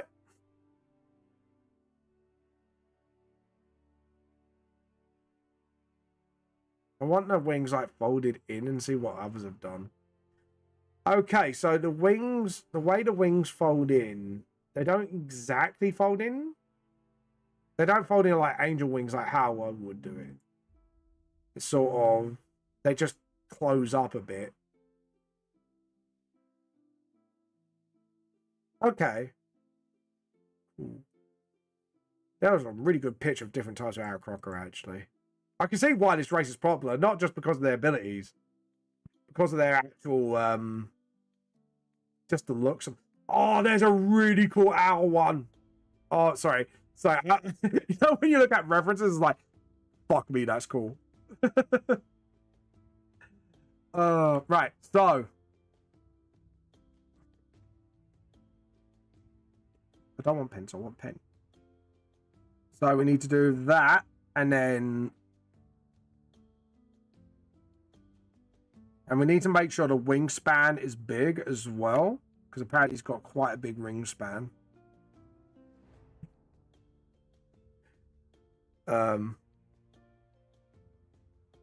just going to tell him I'm just doing wings now, because Vamp gaffed. Vamp messed up. Vamp forgot. Oh, Multi, yes, add you as a friend. There we go. I forgot to add Multi as a friend. Oh dear. Sorry, Multi. I apologize. Please don't shoot me. Please don't shoot me. Don't kill my poor little brain cells. Let's be honest. Probably don't have much to begin with. Anyways. Oh, for God's sake, no. No, we're not using that. We are over that Joker now. Leave the poor Aquaman sheep alone. Fuck's sake. Because of one time I said I was straight, but even I would do Jason Momoa, and you guys have just you're relentless. You're relentless in your pursuit. And you just evolved it into I must like David Momoa as a blow-up sheep. Jason Momoa, fuck's sake. I keep doing that every fucking time. I just wasn't able to get in for some reason. Hold on. Let me try personally inviting you. Chat invite. Because now we're friends. But that sounded so fucking psychotic. We're friends, Ramona. There we go. You should get a personal invite on Discord now. So hopefully you should be able to get in that way. Yeah, but I think Blam's about to tell me off now. It's like, you forgot the rings, you're full. You fool, the idiot. Stimpy, you fool.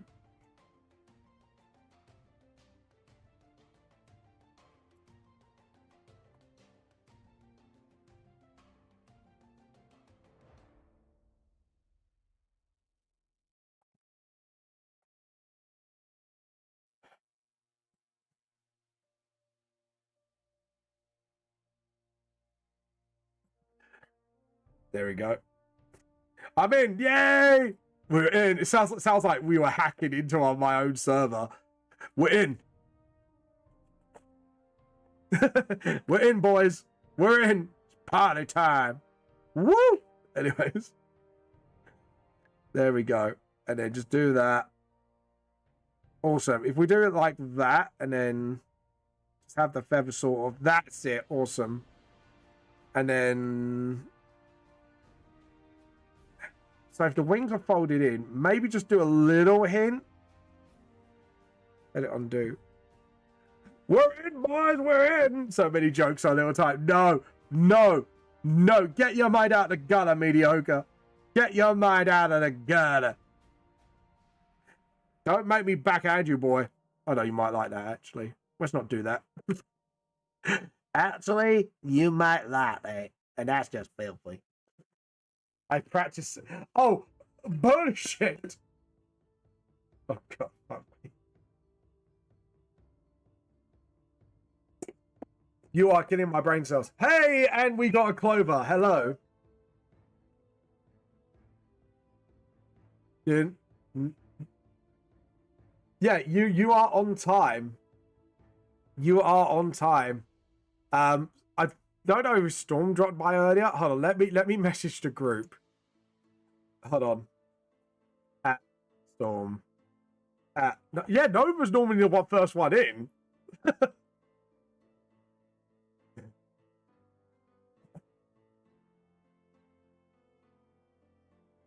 Yep. There we go. But yeah, it's really hot in England today. How's it over there?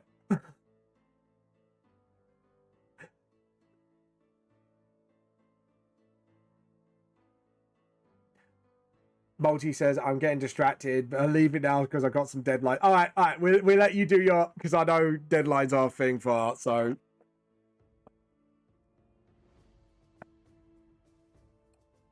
Oh, fuck my life. That is hot.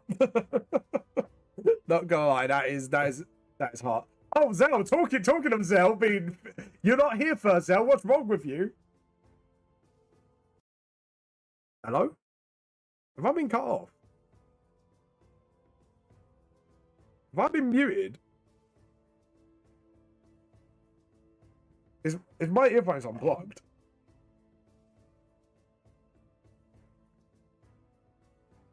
Hold on, guys, give me a moment. Sorry about this. How rude! My headphones on. How dare they? Sorry, Chloe, say that again.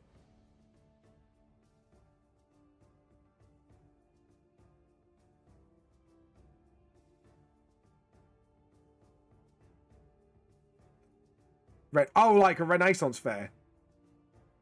Right. So, because we go Red Fair, my brain goes, what does that mean? There we go. Right. We'll continue this later. But yeah, I'm working the last of the characters commissioned for Blam, and it's Aarakocra. Oh my god, my brain had a hard time doing the anatomy. It's because I mostly do humanoid characters, so my brain doesn't compute when it's non-human. What human, if you get what I mean, like Aarakocra head and bird legs. Have an extra one, Multi. Right. Shall we have a 15-minute break and then we'll be back for D&D? Right. So we will get storming by then. Yep. I'm now just going to switch off the mics.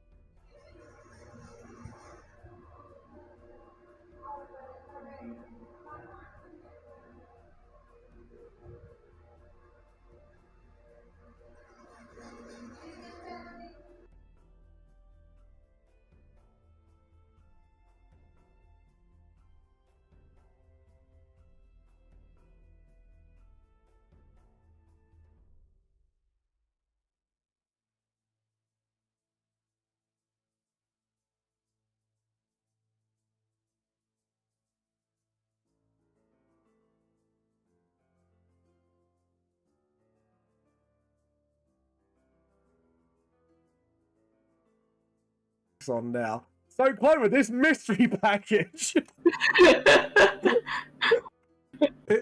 It's not a Jason Momoa inflatable, is it? Can I have it? Joking. If it is, I would be pleasantly surprised. I thought I ordered them to my parents' address, but it might be my tickets for a festival I want to go to. What, Jason? Or, you know, somebody's trying to like poison me or blow me up, one or the other. Oh God, bit morbid, but there you go. Welcome back, chat. He sent you his blow-up Jason Momoa. Oh, for fuck's sake. My mom and I did once have a full-on panic about a package none of us ordered. Oh. And we're like, what the fuck is this? And then it turns out it was from a raffle for a for like a free tablet that I entered when I bought my tablet. Oh. And I forgot about it, so we just got a random tablet in the mail. Oh God. Don't. It was like sorry, before we get back into the game, try and give like a little bit more time. It was like we had a mysterious CD that came through the mail a few years ago. Just for context, it did turn out to be a Jehovah's Witness music CD for some weird reason. And we got so paranoid over it. I sent a friend to get a disc reader in to make sure it's not like bugged or virus or it's some weird like blackmail scam, because it was just so. To be fair, I'd be weirded out too. One of the first pieces of mail I got at my new apartment was actually a letter from Jehovah's Witnesses. Yeah, because it's. I'm sorry, it's gonna sound really bad, but it is creepy, isn't it? When you get one of those letters, you're like, the fuck. I don't know why. I opened it and I was like, it's like this really nice handwritten letter. And I'm like, Yeah. somebody wrote that. Yeah. Yeah, it's Oh, Silent shall be arriving in a couple minutes. fair enough. Yeah, but yeah, it is kind of weird because it's like, because it's handwritten, it just gives the vibe. It gives a lot worse of a vibe, and it's like, am I being stalked? Just like you wait for someone just like out the window, like every move you make. At least I think it's handwritten, or for some reason they're printing handwritten letters. Well, they could be scanning it and then printing a load Yeah. of the same letter. Yeah, I feel like that is more feasible, but I was like, why the fuck am I getting this really nice letter? And then it just turned out to be somebody trying to sell me their religion, and I was actually kind of disappointed. It does break your heart. It's like, oh, have you heard of God, by the way? It's like, fuck's sake.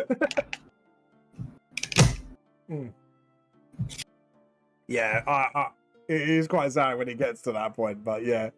But yeah, that was the creepiest thing I ever received. Nova, what's the creepiest thing you received while we're waiting for a Storm? Oh, I don't know. Was it a box of bad lagging from... Sorry. Revisiting that joke. If no one can't think of something. I haven't really had anything creepy sent. Really? You never had like a letter or a random CD or... No. You are one lucky son of a bitch. I'm not gonna lie. You are probably the luckiest person I know who has never been... To be fair, I get so little mail. My dad, actually, whenever he's here, he likes to see if he won something, by which he means if there's mail in the mailbox at all. So whenever my dad's staying here, I'm not allowed to touch the mailbox, because if I get the mail, he'll be sad.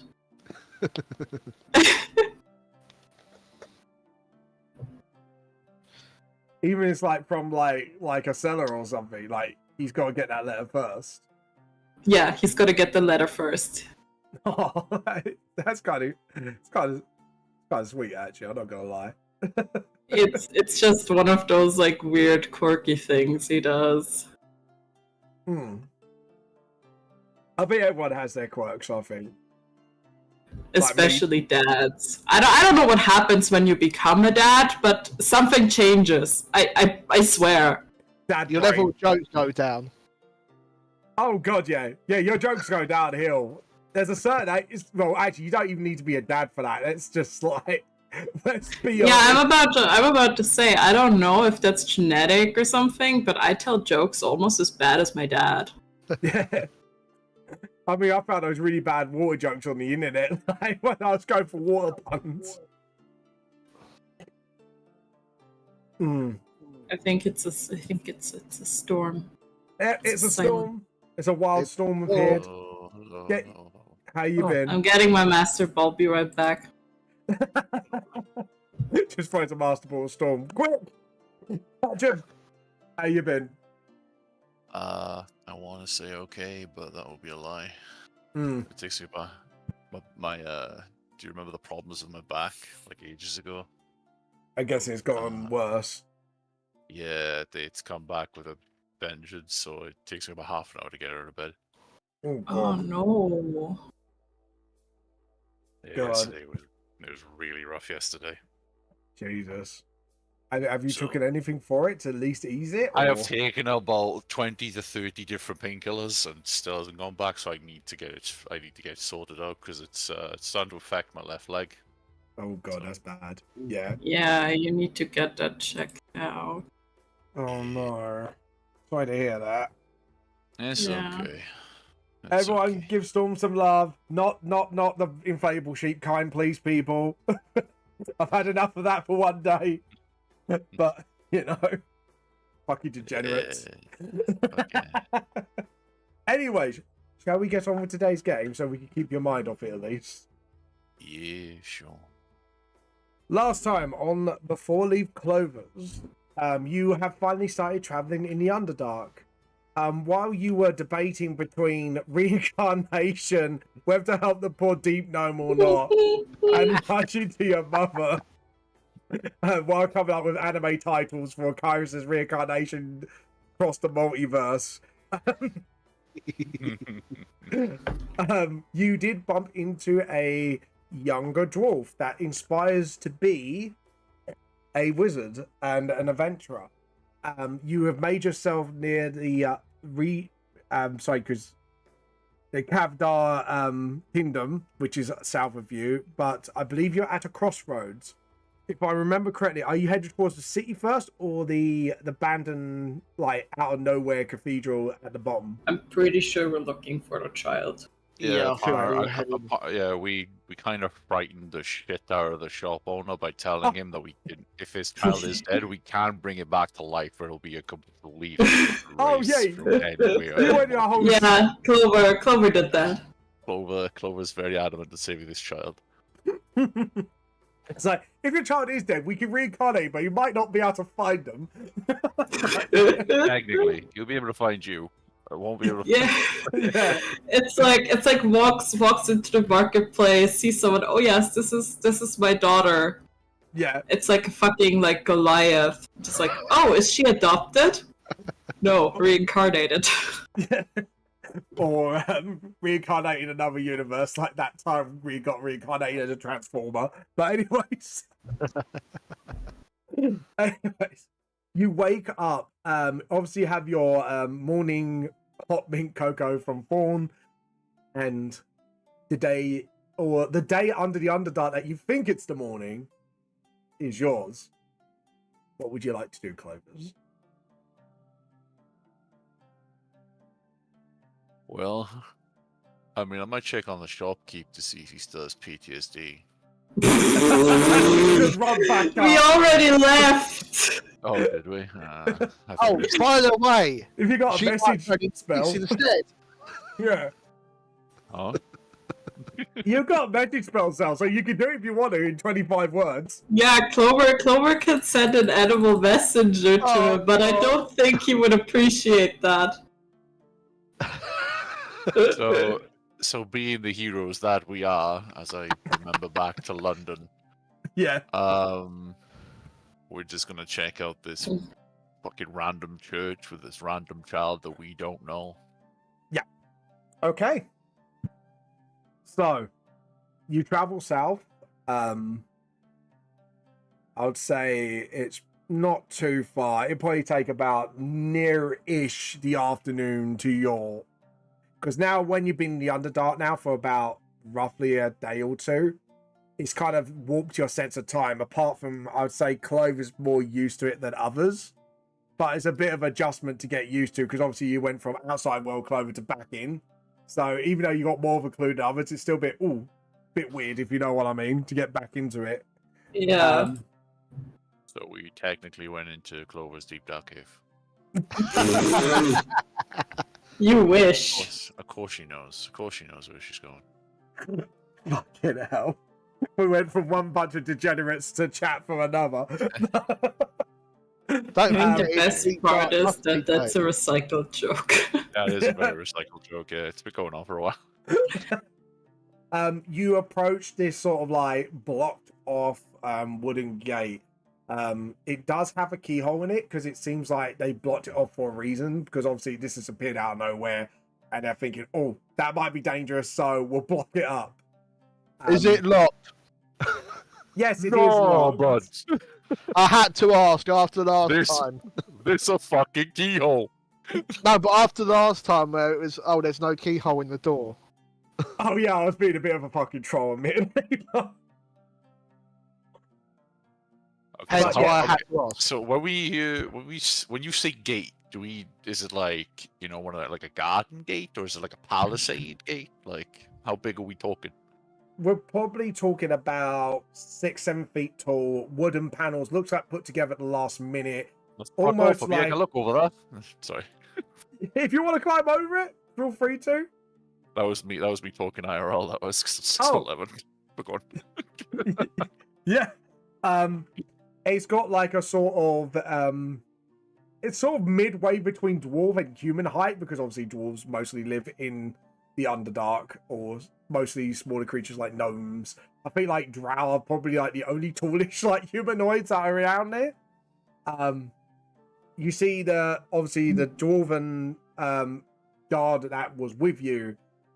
She kind of goes through her keys and starts putting it in, turns it, opens it, and as it opens the door, you guys walk into the area itself. You see a church or a temple that doesn't look like it quite belongs here. To, I would say, if you enter from south, to your right, and then near it, it's like a body of water that are crashing against the sort of shore of the rocks, but it's like there's almost no wind source, but it's very odd. What would you like to do? So it's a church / temple that doesn't look like it's from around here. No. You have I'm guessing you're having a closer look at the temple, Kairos. Yeah, it's there. You kind of have a look, and it's very Gothic architecture and ornate, and you see like at the top, sort of like where like the glass windows would be, but it's half smashed. There's like an insignia which looks like an eagle. One of the heads looks like it's been chopped off, but you've got one head facing to one side and the other. But it looks like it's been degraded over time. An eagle with its head chopped off. Like it looks like it had two heads, but one of them's Yeah. been broken off. Yeah. Do I see any skulls? With Before this, we start anything. got a skull gun. Yeah, Corn's in there. Ah, Lamal says Khan. No, anything to do with the fucking Warhammer 40k universe. Do I see Well, any skulls? As soon as you said Gothic, I was like, it's 40k. Yeah, that's you generally do when I went, see you do see some skulls carved into the building. Motherfucker. But you do see some metal plates that have obviously rusted away. It looks like it's not been used in a long time.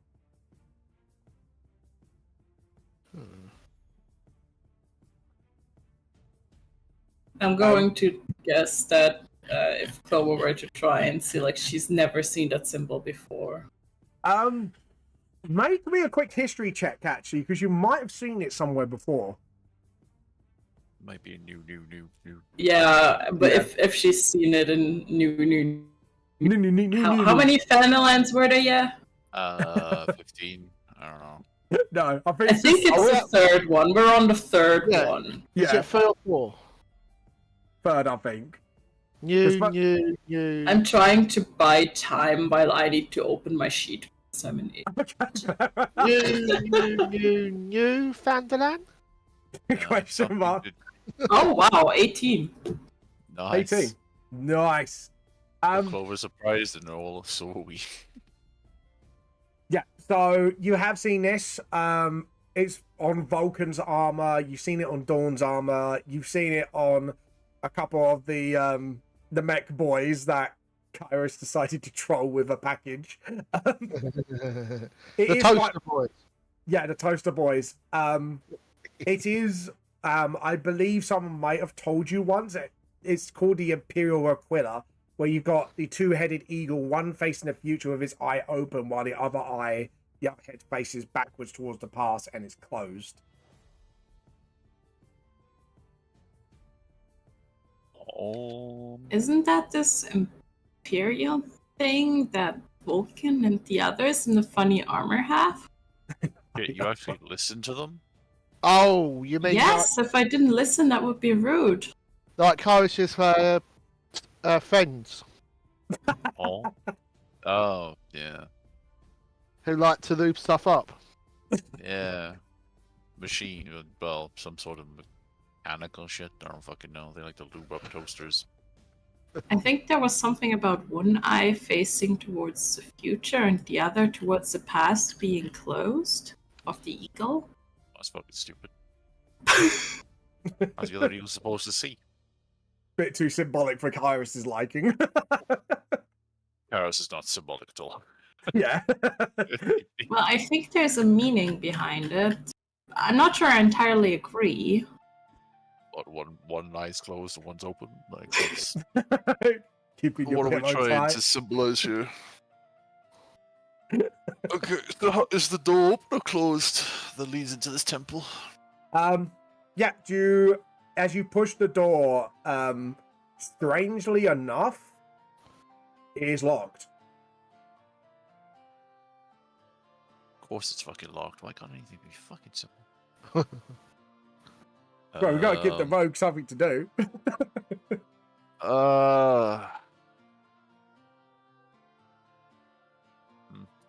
I'll probably like have a look. Like, is there like any way around to have a look around the temple or church? You can walk around, and actually, since you've actually said that, this is a good question you asked. As you walk around, it's like the church has gotten fused into the wall. What the So however it dropped in, is obviously just not been done right. So it looks like whatever this dragon, your BBE that you're facing, it looks like she's fucking up your multiverse bad, and it looks like everything's getting like misplaced and fused into. It's now not just people; it seems locations. She wasn't a program of the games then. Fuck me. Yeah, it's just glitching. Got a T-posing going Vulcan on? somewhere. You're in the Matrix. The BBEG is so bad at programming that she fucked up a building and now it's like glitching into the wall.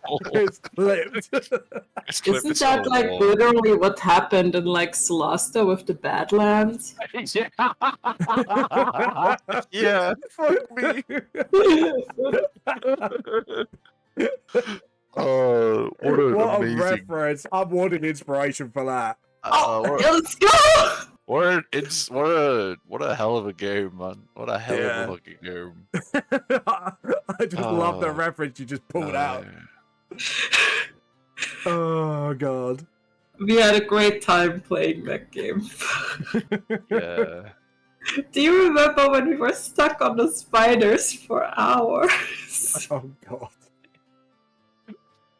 Can't remember why we had to keep resetting. It's because it was bugged. Of course it was. No, one time we had to reset because it was bugged, and the other, we didn't have a save that wasn't ages ago, and we got a random encounter. Yeah, Oh, we But got we couldn't beat the random encounter. Oh, Yeah, because spiders are fucked. Also, a flying spirit bait doesn't really help out in those situations. Dear. So, what would you like to do as you look around? You do see obviously windows, some of them smash. There's one that's unsmashed, but it's kind of, you can vaguely see an image of a black haired woman in golden armor and wings as well, with a sword sort of like pointing down as well. Seems to be a woman of significant importance. Mother. Yep.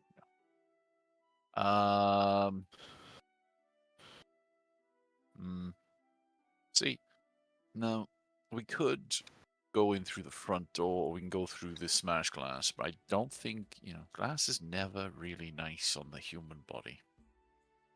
So, Do you know anything about this? What was the dwarf's fucking name? You didn't actually ask for her name. I You've knew known it. her all this time, and you never Not a asked her single name. one of us asked her fucking name, and I was like, we don't know her fucking name. No, but Clover has offered to talk to her parents about Yeah. her predicament. Yeah, Yeah. we told her parents. We don't even know her fucking name. All we I'm know sure is we that asked her name she's when we like, did that. nah, man. We know her parents. We know her parents are like quite up in the royalty or nobility in this fucking place. Yeah, But we didn't Cousin know. of the king. Yeah. Yeah, cousin of the king. Yeah. That was what we called her. The cousin of the king. Don't know her fucking name.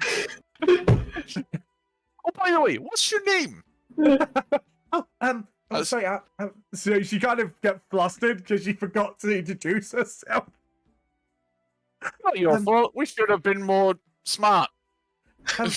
You could just call me Olivia.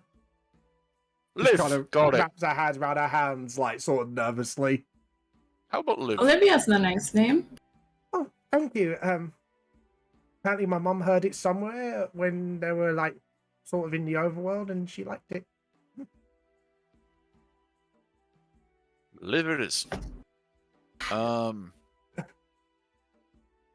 Do you know if you could open this one with your key?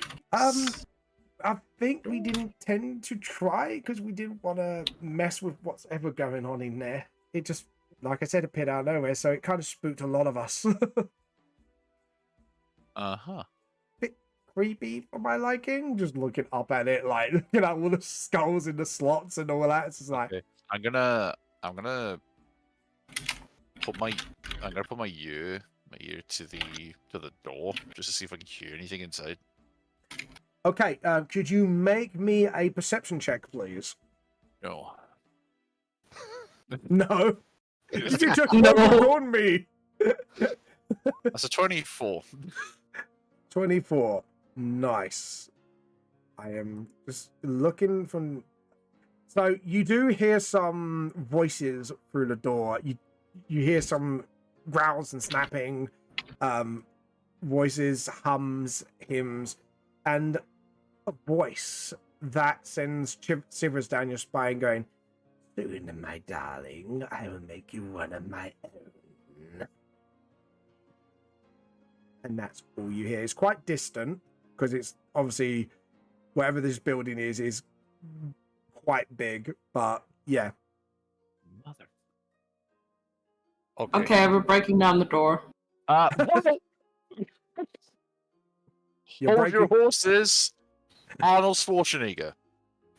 All right. No, First of all, before we Look, break down- me at my -2 strength can do it. No. Realizing that we have no strength-based characters apart from Fawn. apart from forgot even he existed. Fawn's just waves. Hello. Is there any way, right? So if I go like around the building and we Mhm. see like the smashed windows, is there any wait? Is there like because if we're talking about a cathedral, like they're quite big windows, right? Yeah, So they're the quite windows large. themselves, because unlike most churches, this is like sort of huge. Obviously, Yeah. it was built for a lot of people to come in and have sermons and stuff like that. Obviously, because population Warhammer planets are big.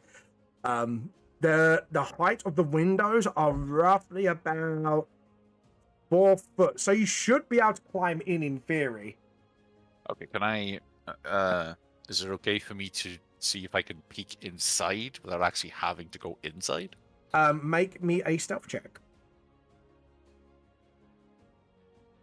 It's okay, guys. You guys can. Stealth is it? Yes. Okay, well, it's gonna be with advantage because of a cloak, isn't it? Oh, that's cool. 29. 29. Right, I am going to take you guys to the map because I think that would be the best thing to do now. So, Oh, God. There's a map. there is a map. I have created a map good. for this. There's a Um, map of food. There we go. So, we're going to put, because, guys, which window are you looking in? Sort of like this Yeah, one. we'll 'cause- see. Yeah, we'll see that one. Yeah. Okay. And could you make me a quick perception check while you're at it as well? And we're going to put the clovers like at the door as well, just to sort of. There you go. Ooh, 14. 14. So, when you look in, obviously, with being the Underdark, have you got dark vision, by the way? Do you? I do. Clover does. Does Chorus? I'm He's a, checking right now. I'm pretty I'll sure. be I really do. surprised. If TVs don't have it, I'll be really Yeah, I fucking have dark surprised. vision. Yeah, I have dark vision. Yeah, so that will help a little bit with your roll. So you do see at near the altar. I'm just going to bring him up to the token light. You see a woman in almost blackened skin, old, haggard like, towering over the deep gnome. Looks like a young child of a deep gnome. Deep gnome. Blah, blah, blah. Can't speak English. You do see a couple of gnolls at the front guarding her. But you do know there is definitely more than that, because you do hear voices from here, because you can't really tell out what there, if you know what I mean. And over here as well, you definitely see there's more figures in the shadows, but you can't make out what they here are and exactly. here, or No, here and here. 'Cause we can't. No, see. you haven't done anything there. Yeah, we can't It's not see your blipped. rings. No. Oh, That's why. oh, because it's on GM layout. Right, token Yeah, layout. it's just Here. There you go. Here. Yep. Right. There's definitely more Yeah. bodies around. Yeah. Mm, But you see like the fingers are long and crooked as well. With this thing here. yeah. That's Look- delightful. It's pretty ugly. She's ugly. So I'm gonna go back around the side, then I'm back to the door. Yep. Go ahead. So, do we want the good news or the bad news? There's Oh, good well. news. Yeah, the kid's in there. Very chiseled. Chisel.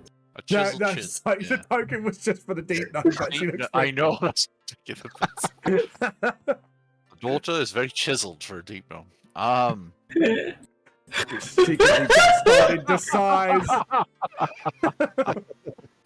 God, he could cut fucking concrete with those. No one does like this, like a gnome. So the child is in there. Lovely. Yep. Bad news. She's being harassed by someone with dark black skin. That sounds really bad.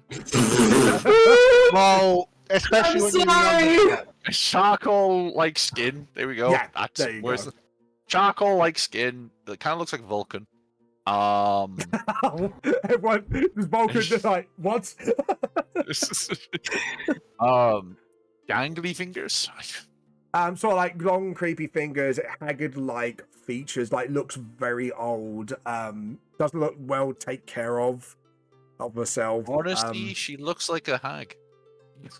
If it cracks like a hag and it looks like a hag. It's a hag. When I Yeah. heard their voice, they said something about being one of us. I don't know. Sounds like a cult thing. There were two gnolls at the front, but there's more inside, but I cannot see them. So we can either approach with some sort of dignity, or we can just go through the front door. I like you said dignity like it's an option with this group. It's really not. That's why I said dignity. So we can either go through the front door, or we can go through the back. Well, technically we can't. We're stuck in the wall. So it's either through the windows or through the door.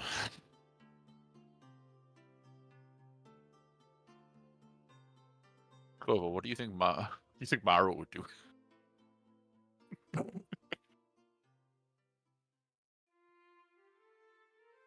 Have we lost a Clover?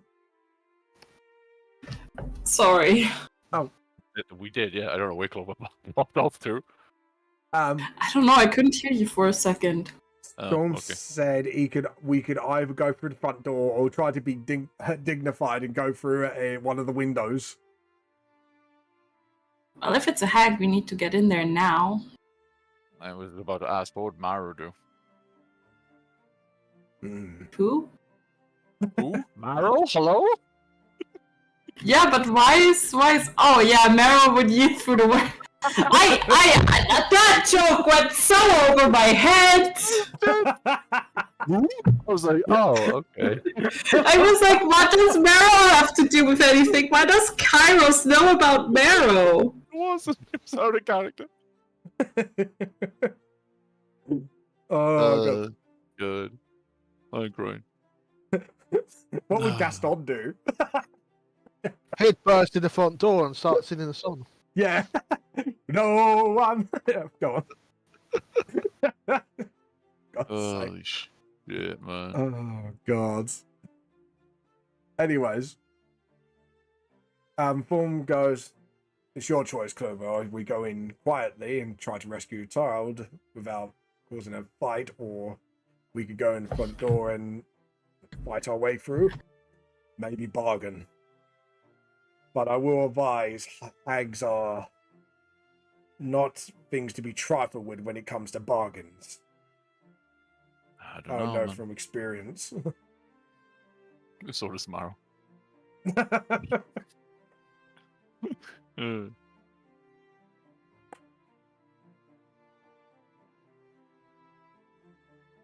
I think Clover's in a moral dilemma here. I'm thinking. Yeah, that's what I mean. It's like, depends what you want to do. Let's just have Jules think. Let's for like try to 5 get as close minutes. as we can and get the child out. Too bad I've got Jester and her lovely cupcakes. That's the deliciousness. Yeah. Okay, so do we just want to go through the? Do you want us all to go through the front door? Well, can we get the front door open? It is locked, but if you got a pickpocketing skill, you could possibly get in there. You have 2 rogues. Yep. Yeah, you have to. Exactly. Exactly. First of all, Clover will cast or will use Vigilant Blessing on herself. Okay. What the fuck is that? It is from her Twilight Cleric domain, Yep. Oh yeah. and it gives her advantage on initiative. Ooh. Ooh. Ooh. Ooh, Who's you, see- madam? Okay. All right. Since you're doing that, then Yep. who else would I want above me in the initiative? You do have Thor, who's pretty much the front line man, or you can Yeah, give but yourself. Kairos can also hit with hard. I Exactly. can hit with hard. Exactly. Hit with a hard on. I With his will. wobbly bits. No. I will No. cast Gift of Altruisy and touch Kairos, so he gets a +1 d8 on his initiative. Excuse me. Your bad lag and enterprise is expanded, Kairos. Yeah, 2 fucking quick. By the way, it's lad bagging. That's bagging, sorry. So basically, on your initiative, you roll a d8 as well, and then you add that to it. Is there Yeah. any way for me to see through these windows and get a good vantage point? Ooh, that's a good question. There's ones that are more closer to the altar. I'll say as you walk around, there is an extra window here, but you Was there didn't a take a window closer there? look at that. Yeah. Okay. So if you wanted to go around there and sneak in, I'm kind of just thinking of what I could, like, because I know that everyone's gonna go in and they're gonna like do their own thing, right? yeah. I'm just thinking of like what I could do from a range that technically I could possibly save the child without. Oh, But kind of looks at Vaughn looks at you. You thinking of sneaking in then, and we could distract them maybe. oh no, I was gonna kill them. I was just waiting for you guys to go in first. Because I'm not good at hero types, as you've clearly seen. I mean, I think we need to get the child out of the way of them first, right? Yeah. If we So could shoot just the child. That's reincarnate. There you go. She could be a protagonist of her own on a reincarnation anime. There you go. Maybe we could technically, if you distract them enough, I could technically grab the kid and go out the back way. I mean, it'd be worth a shot. How are we going to do it though? Conversation or straight into fighting? I mean, it's How complete- about I try to keep her occupied? I'm good at talking. I'm down with that. me and okay, we've traveled with you a lot. Hmm. Okay, she's not the best at talking. But I can talk a lot. She can talk a lot. Oh god, she can. She can talk a lot. There's some words I still have to teach her, but she's getting there. Jack was doing Look, so. I just don't find the word fuck bucket very intuitive. It wasn't. It was shit bucket. You just see Paul just kind of a little bit, just giggling to himself. You can see like Kyrus's rub his temples. Uh, Look, if I'm like, I'll suggest the plan. Is that what you want to try, Clover? You want to try and like get the kid out first, and then Yes, I think before we start a fight, we should try and see if we can get the child to safety, right? Otherwise, she might hold them hostage. isn't this Hmm. technically? Are they already technically holding her hostage? Yes, but I think what Clover's meant to say is put the child in further danger, and she. Christ, he doesn't know, does he? she might hurt the child, right? I mean, I can always bring them back, but What that time? of not day? not with reincarnation. If it is recent enough, I can simply I don't have it prepared right now. Whoa, now we are not going to revivify the child. We're going to try and see if we can get the child without any wounds to their father. Yeah, we scarred the father Leo- enough. I'm just saying, if the child dies, Clover will cast gentle repose on them and then revivify them. Clover, Clover, Clover. We're not doing what we did back in London where we almost burnt down an orphanage. I forgot about that. we I thought you were gonna bring up the fact that I put somebody's soul in a jar, but this went an entirely different direction. no, What we jar won't bring was that it, up. by the way? I won't bring that up. It was the jar of Scarlet's husband. No, I meant like what kind of jar was it out of? Because if it was a jam jar, I'll be fucking laughing. It was some sort of, I don't know. You said jar. We didn't specify the jar. Robinson's jam jar. There you go. It was a jar above, like it was a jar of fucking Marmite. I don't know. Oh, God. Oh, God, I that'd mean, be I worse. think we said it was a honey jar because that would be the funniest. Okay, so we put. So yeah, we nearly burnt down an orphanage. I would like it if we don't put the child in danger or have to revivify them. I can sneak in the back. I'll try not to be eaten by paper mimics. Shut up. It happened one time. I knew it was a fucking mimic. Oh, I'm sorry. So we go with the plan of saving the kid, and then we do something about it. Kind of nods in agreement if it looks at Clover. Clover will nod. Looks What everyone about looks you, at Zell? Zell. You've been Yep. very fucking quiet. There we go. I'm fine with that. Cool. So is it just you going in from the back, or looks at Zell? Sorry, my mind went somewhere else. My bad. Oh dear. I suppose if I go in with the others, Hmm. I'll go in with you guys, and Kairos goes in sneaky like. Okay. So, shall we kick in the door, or does anyone want to do the honors? Okay, hold on. We got a fucking. What about the dwarf? He just looks. Hi.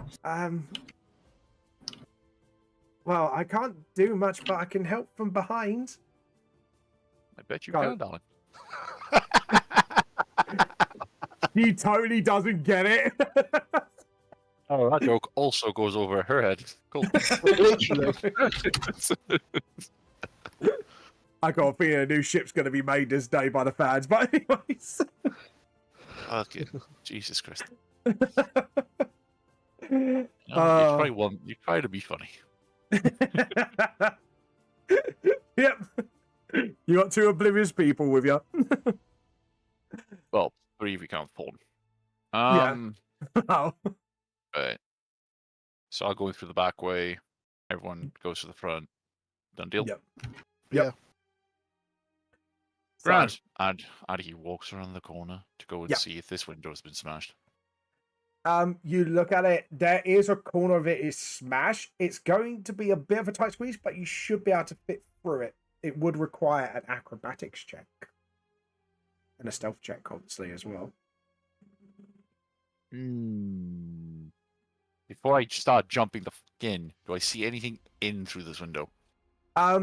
You do see a door slightly ajar here.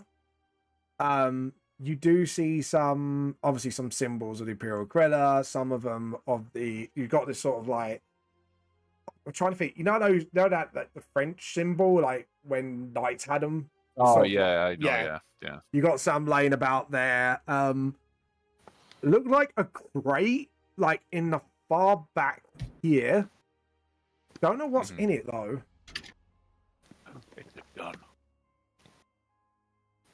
I should have got right. If I go to that crate and I pull out a heavy bolter, I shit you not, I'm gonna punch through the door. It'd be Tech Priest Lube. Yeah. It's just lad bagging, yeah. To be honest, knowing what type of Right, building this is, it'd probably be a chainsaw or flamer. Let's be honest. Is that we don't wanna crazy burn the architecture? child. Yeah. Okay. So I'll try to squeeze my way in then. All right. Make me a stealth roll first, and then an acrobatics check. Okay. Just to see how quiet you're gonna be. Yeah, What do you're you gonna do? be. Yep.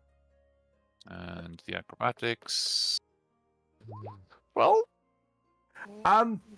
You do nick yourself, but you're very quiet getting in. So you probably had like a little cut on the arm as you try to sort of shuffle your way in as you climb up. But you manage to get through with no noise. Just land on the other side quietly. dun, dun, dun, dun, dun, dun. I knew exactly where you was going with that. How am I supposed to tell the others that I'm in? Oh, bollocks! Now you need is like dental floss rope just like coming down from the ceiling to save the child. That's fine. I trust that they will just go in at any certain point. Yeah. How do you want to go through the door, by the way, guys? You want to pick like it, or you gonna kick I think it we in? want to pick the lock. Okay. Right, what do I need to do to pick? That is a sleight of hand, and if you're proficient with your picklocking kit, you should get proficiency in it. So that's thief tools, right? Yes. Yeah. Yes, I have proficiency in thief tools. Yeah. Then you got That's your advantage. proficiency bonus on top of it. Yeah. 24. It's not. It's an old lock, but it's pretty easy. You hear a click, and you've opened the door. And it gives that eerie, creaky sound as it opens a little bit. And So do- what do we see? If you as you pop your head in to look around, you're in sort of like the intermission area of the church, and you see on the left of you an ornate statue of a man. You see armor similar to Vulcan's, but a lot more. It looked like some gold leaf's been rubbed off the statue, but obviously this is a man that towers over more than any other. On the right of you, you see a generic statue of a space marine in robes. Oh. And you see a table here, which looks like an old donation bowl with some candles and skulls. This time, real skulls. Lovely. And it looks like it has like one of those like lens things as you see like the skulls floating around in Newfoundland. Almost in a state of disrepair. And then you see another bunch of doors, obviously here. Oh, great, more doors. More doors! Clover will carefully move up to the door. Yep. And watch her step. Yep. And we'll see if she can push the door open or if it's locked. You push the door and it slowly opens and it makes a opens quite loudly because obviously it sounds like the door hinges haven't been oiled in a while. You look and you see a pew with an altar at top. Again, the huge Imperial Aquila like sticking out of the table. You see chairs, rows upon rows of chairs, quite lengthy, obviously, because when you see churches, you normally see like smaller length of chairs, but these are long on each side, almost be able to accommodate people maybe in the hundreds. Someone roll something. Sorry. And you see the haggard lady turn, and I'm going to pop up the other tokens now. You see what seems to be cultists all around her as well, adorning yellow uniforms, and you do recognize the sign of them, the sign of Gunjavar on the cultist robes. Oh, for fuck's sake! And the what seems to be now confirmed a hag that turns around to you and goes, "It seems like we have some visitors. Hello, my pretties. And what do you come here for?" You see everyone now suddenly is a little bit more on guard with you lot. Do you walk through the door? Yeah. Chloe will just kind of walk up and say, hello. Oh, Jesus Christ. It seems we are interrupting something. That wasn't really our intention. She kind of gives this sort of eerie, creepy smile as she puts one hand on the child's shoulders and goes, "I'm just initiating this young child into our fold of hags. I'm looking for a protege for some time now." Chuckles to herself. Isn't she a bit young? You got to start them young, my darling. They must transform into one of me to be able to do that. But my secrets cannot be easily pried, so tell us what you want and be on your way. Well, we were just having a look at this church, but... So you're Yeah. turning her into a hag? How does that work? Nothing to worry your pretty little mind over. Just looks at you and goes, "Again, I will not ask. Why are you here?" And you see the gnolls kind of pull out their weapons, ready to attack on her word. The cultists also sheathing their weapons, ready to go. Intense air fills the church. Because... Well, you must be very powerful then, right? Well, it's nice for you to compliment me, but I'm not someone to be trifled with, yes? And that's not what I want at all. You seem to be a smart one, my dear. Have you come to bargain with me? Maybe a wish you need fulfilled. A dark desire to be brought forth. You just see the child getting more scared as her fingers run through her hair. You pretty little thing. I do, actually. He then looks interested. Then you have my attention. Come. And she kind of points a long bony finger at you and then beckons you with that finger. Clover Must will leave your very. friends behind. Clover will kind of turn towards them with a sort of like, I got this, which she doesn't at all. She's basically just she's just trying to buy time. Thorn pats your hand on the back and whistles a quick tune through his lips, and you get an inspiration. So I'm using one of my inspirations for you. There you go. He goes, you've got this. And he kind of sits at the chair, sort of relaxed, trying to not look conspicuous. So? Clover will just slowly. I'll make my way to a pew. To a chair. Yeah. Hey, quick Nods. question. Yep. I just remembered we have the worm, the fucking telepathic bullshit, right? Yeah, we Yes. do. You'll Okay, shoot. I just needed to make sure. And I'm just getting a ruler out, see how far you guys are.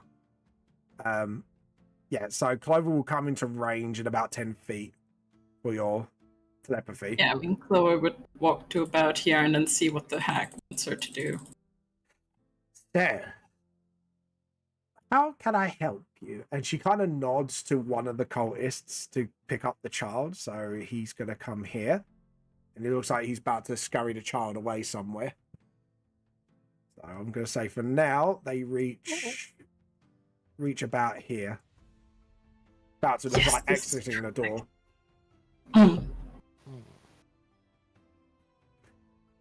Well, you see,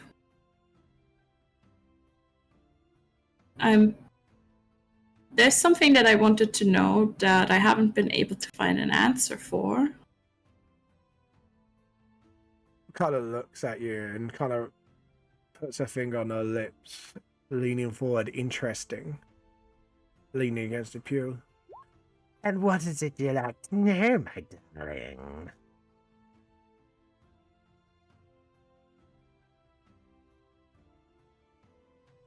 You see, I Okay, cool. Yep. Sorry, I was reading what Kairos was saying. yeah, no, that's we can also switch over to Kairos because he's probably preparing. I was going to say, yeah, what we'll do, we'll switch over to Kairos quickly since they are coming towards the door. So you are ready in an action, yep? Yeah, I'm ready for when he comes through the door, Yeah. brings the kid in, and also when he closes the door. So the moment he closes the door, I'll shoot him.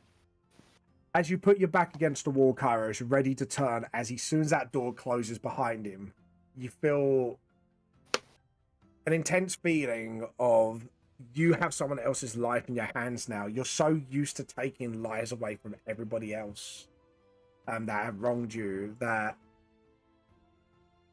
you hope you can do what you can. So I'm guessing that's what's going through your head right now. Yeah, I don't want to miss the shot, and Yeah. I need him to go down the moment I hit the shot. Yeah. So He walks through the girl and walks in with the girl with him behind. He starts slowly closing the door and goes, "You got lucky, girl, this day. But one day, Gondavar will have his way, and we'll have another hag to our fold." And as what do you do now? He's kind of closed the door now. It's like, I take the shot. Yeah. okay, make me an attack roll. This is a surprise, right? So this would be Yeah, advantage. so or this not? will be advantage. Yeah, so this will Okay, be part of your. Oh my fuck. Well, 28. Yeah, that definitely hits. Okay, and then that's 26 damage. He takes 26, so he is down to. I'm just mathing quickly. He's not on much health left, but he's kind of you got him sort of like through the cheek a little bit. He's like, and he's trying to shout, but the bow through his mouth is not letting him. What do you do next? You caught him by surprise. I'm gonna have to take another shot. Go ahead. 21. Yeah, hits. Do your damage. Yeah, he's dead. Okay, thank God. There was no, because it was surprise round then. It's like, obviously, you just got, and you get one through the bolt through his head. It's like, just drops to the ground quietly through the stone floor. Okay, She okay. And the girl's like panicking a little bit, like almost about to scream. Please, I don't do well with children, but please. I'm not here to hurt you. She does not father. quietly. Your father said this. Guys light up a little bit, gasping relief. Don't cry. Don't cry. Don't shout in happiness. I don't do happy. I don't do crying. I don't do kids. Okay? I Don't do need you kids. I need you to chill out. Everything's gonna be fine now. She just No, nods. This went. Oh, it's better than I thought it would. Okay. So what we're gonna do is we're gonna put you through the window. Okay, the one that I came through. You should be small enough to get through with no sound or noise. Okay. Just nods quietly. The people outside, the ones that just came through the door, are now hawking. Bear with me. What I'm going to do is I'm going to stay here. I'll help you out of the window. You stay outside. You hear screaming and blood curdling and, body parts flying everywhere. Maybe a few mushrooms. I don't know. She just eyes widen. Okay, but please don't be scared. So what I'm going to do is I'm going to drag this dead body that I just destroyed, and we're not going to talk about this, okay? Just kind of nods quietly. She Grand. doesn't know whether to be afraid of you or not, but she's kind of like, Don't be scared. if it means she can get out of here, she's going. Right. Don't be scared. I'm not a scary person sometimes. So let's just help you out the window. So I'm going to help her out the window. Yeah. Through the gap that I came through. Yeah, she can't, because of her body size, she kind of slips in quite easily as you help her up. You kind of pick her up because she does struggle a little to get out there, so you kind of pick her up. And I put my head through the window hole, through the hole, and I'll be like, and I'll tell her, stay here, do not move. No, she nods nervously. It's like, she whispers, Find a place to hide. Yeah, find a place to hide. Done in a tree. She kind of scurries around the corner a bit more. There you go. Okay, what the fuck do I do about you? It's a body. Is there any crate that I could open and put his? Oh, I'm gonna have to talk for so long. There's a wardrobe. There is another wardrobe. I'll put his body in the wardrobe. Yeah. So you kind of pick up his body and you kind of shove it into the wardrobe, with half moth-eaten clothing of nuns, nun gear and priest gear, and you just shut it. The body's in there. Right. I'll head back. In there. Can I? Okay. So. Okay, can I reach Clover via the telepathy thing? As long as you're in 30 feet, you should.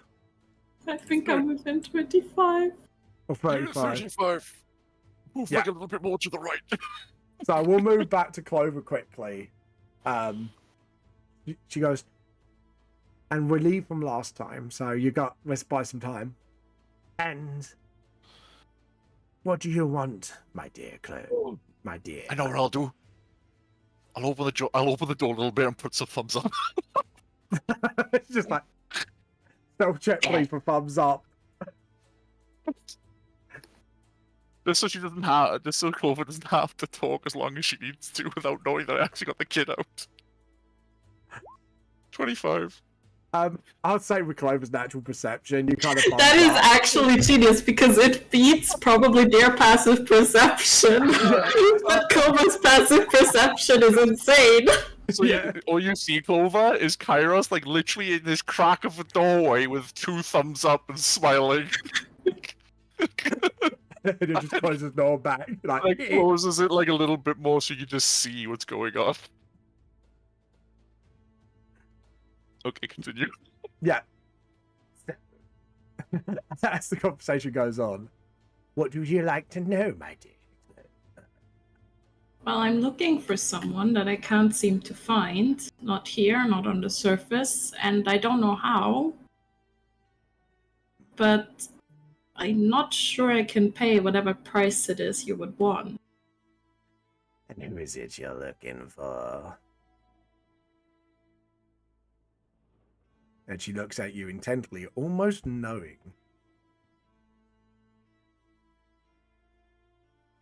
Okay, does Clover get that she seems to know something? Or, like, does she actually know something? Roll me an insight check. 17. She is hard to read. Wait, I have inspiration. Go ahead. How much is his inspiration? Just reroll. Just one. No, I don't I still have bardic inspiration from... Oh, bardic inspiration. Yes, you can roll it with that. I'll allow it. That's a D, because he's not high level. I think it's a D4. I thought the lowest it can be is a D6, but I might be D6, sorry. wrong. Go ahead. I checked it. D6. Fuck. Hello, lovely. 19. 19? Hags are usually... How you been, lovely? My wife's just got back. Aw. Oh, my wife's melted from the heat. Bless her. Oh, it's really warm. It's Yeah. really warm. She's worked in the kitchen all day as well on top of that. Bless her. Oh no. Oh, Yeah, no. it's- She is hard to read. You do get a hint she knows something probably, but however, hags like them usually are tricksy. They're a double-edged sword. She could be playing you, or she could be knowing something and she might want something in exchange. Well, the Depends thing how- is, Clover recognizes the symbol of these guys. Yeah. Clover is like, I think you already know more than you let on. Kind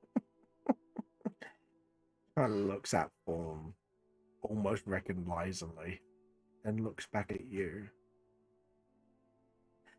And what is it you like to know? Best not play games, my darling.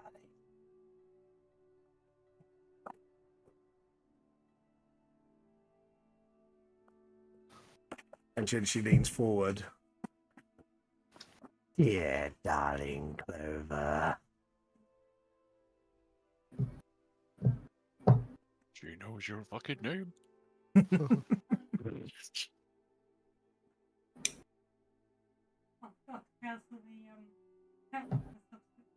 Oh, I'm dear. sorry, I'm gonna need a moment. Yeah, no, give yourself a moment.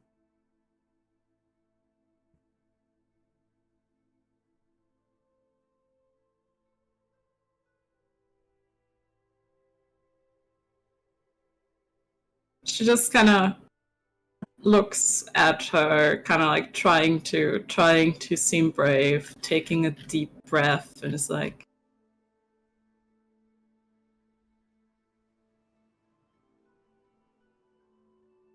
we didn't discuss if we want to kill them or not, right? You haven't discussed it, no. No, we haven't really said about like killing anybody. You said you talk them until we save the kid. I gave you 2 thumbs up and a big smile in the doorway. It's Yeah. completely up to Well, you really, from now on. You could definitely end this interaction. If you want to make a deal, make a deal. If you want us to kill everybody, we will. I've already killed one person. Clover is just like, I think I'm going to leave. Oh dear. And I was getting excited and I was hoping we would converse a little more. It's been such a long time since I made a deal. A very, very long time. She cackles. Well, I'm sorry to disappoint, but She just smiles very critically. I think you have some affiliations that aren't really in my best interest. Looks around. Oh, I have affiliations with many things. But if you are just leaving, she kind of thinks about her next words. The firstborn is here. First he shall be here.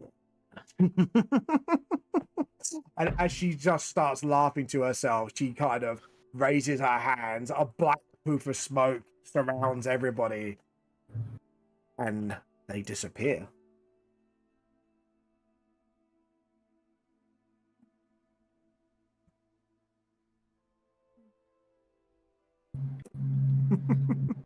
Clover just hurries towards the others and is like, let's check on Kairos and the girl. Kairos, in his wonderful ways, sees the fact they poofed in smoke, and he's like, "Oh shit!" So he runs towards the window and jumps out. You crash out the way, out style, and you just make it Superhero go, landing. Ah, fuck. It just squeaks. Oh, Shit. fuck, you're still here. Oh my god. The reason he jumped out the window is because he thought that with the smoke and they all disappeared, she'd disappear with them. So he kind of had a mini panic moment. Yeah, I can imagine. That's actually good logic. Yeah. Yeah. Superhero landing. It's almost more of something now has peeled her interest big time, and you just see Fawn almost glaring recognizably at the whole situation, and it's like he can't put his finger on it though. He knows he needs to remember this, but doesn't. And he looks worryingly at you. Just looks at Thorn and is like, she knows something about me and about you. He swallows. I think she does. And that's what worries me the most. If the child's still here, it could confirm that her interest is now in us and not the child. I'd rather that than have the child be in danger. We can handle it. Let's hope we can. But Clover, please do not underestimate hags. Something tells me they are more dangerous than you think. I was just trying to keep her occupied while Kairos got the child. It's fine. And I'm proud of you for that. Gives you a gentle smile. But we need to check if they're still here. Yeah. Let's do a... Do you want to do a group investigation check, or do you want to help a player? I'm assuming someone else has better than me. I've only got 4, so if we do help a player, Okay. if the others are fine with that. Fawn will help as well. Clover, do you want to do an investigation check? And we'll go to Kairos while you do that. No, go, guys. Are they gone? Oh, Yeah.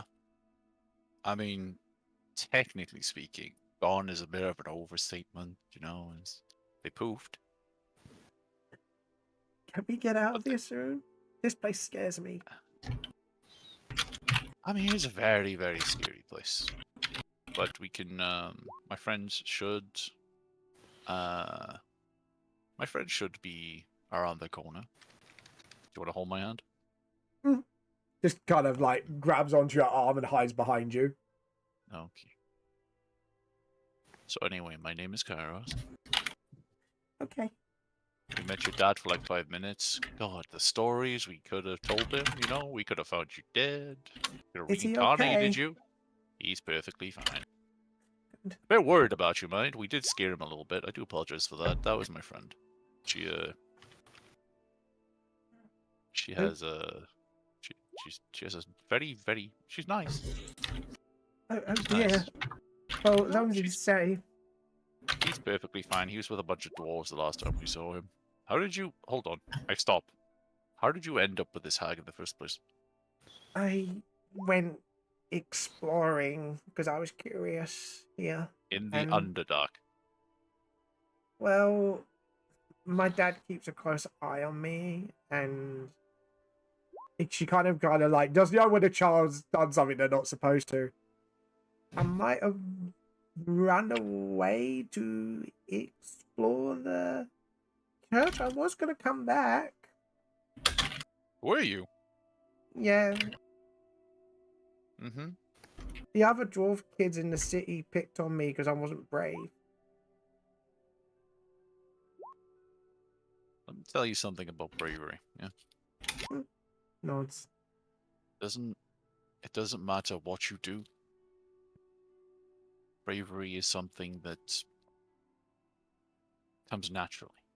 It depends. Like you could be brave for helping someone across the street, or you could be brave for helping someone in a tavern, or helping shop. Like you don't have to be dangerous to be brave.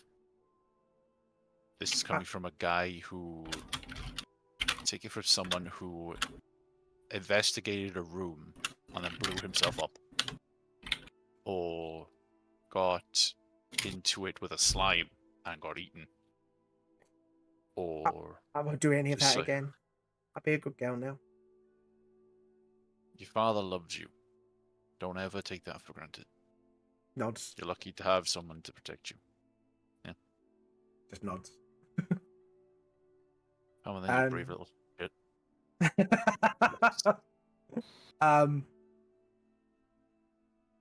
Clover, Zell, you rolled 23? 6. She's a diamond. 26, actually. 26. As you sort of explore around, obviously you find the crates. They were indeed full of chainsword, hand flamers, and flamers. Jesus Yeah. Christ. It's more like Let's not, give Clover a chainsaw. But no. they're not Yes! they're not like the 7-suit super soldier ones, but you still got that sort of again the French sort of symbol motif on the sort of guard of the chainsword, and then you got like a random Sister of Battle helmet just lying around half rusted. Oh my god, I've become a nun with gun. No, how about we don't tell anybody about this situation? Otherwise, it's going to be a war. And the dwarves are going to be so armed that nobody else is going to give a fuck. Yeah. There's also, you did find some money. Ooh. It looks like Imperial coins, but they're gold, so you should somewhat use them. They just look a bit odd. Okay. 33 gold that was lying about. 33 gold. Yeah, it's sort of like gold Imperial coins, essentially. But you can pass for gold coins if you kind of quickly.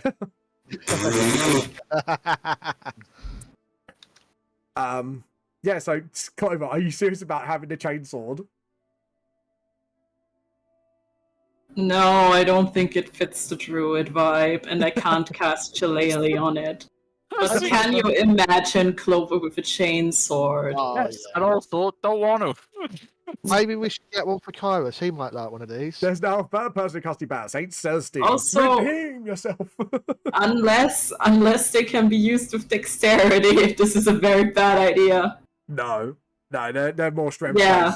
based. Joe, what? Thorn picks out, looks at it. Oh, Jesus This is a Christ. bit inconvenience of a weapon. How do you? And he kind of squishes the trigger by and goes. "Brrr." It's like, oh. Should I Oh. put this back? Looks at you. Looks at Clover. I'm not I there. mean, you found it. I'm not there. Fuck.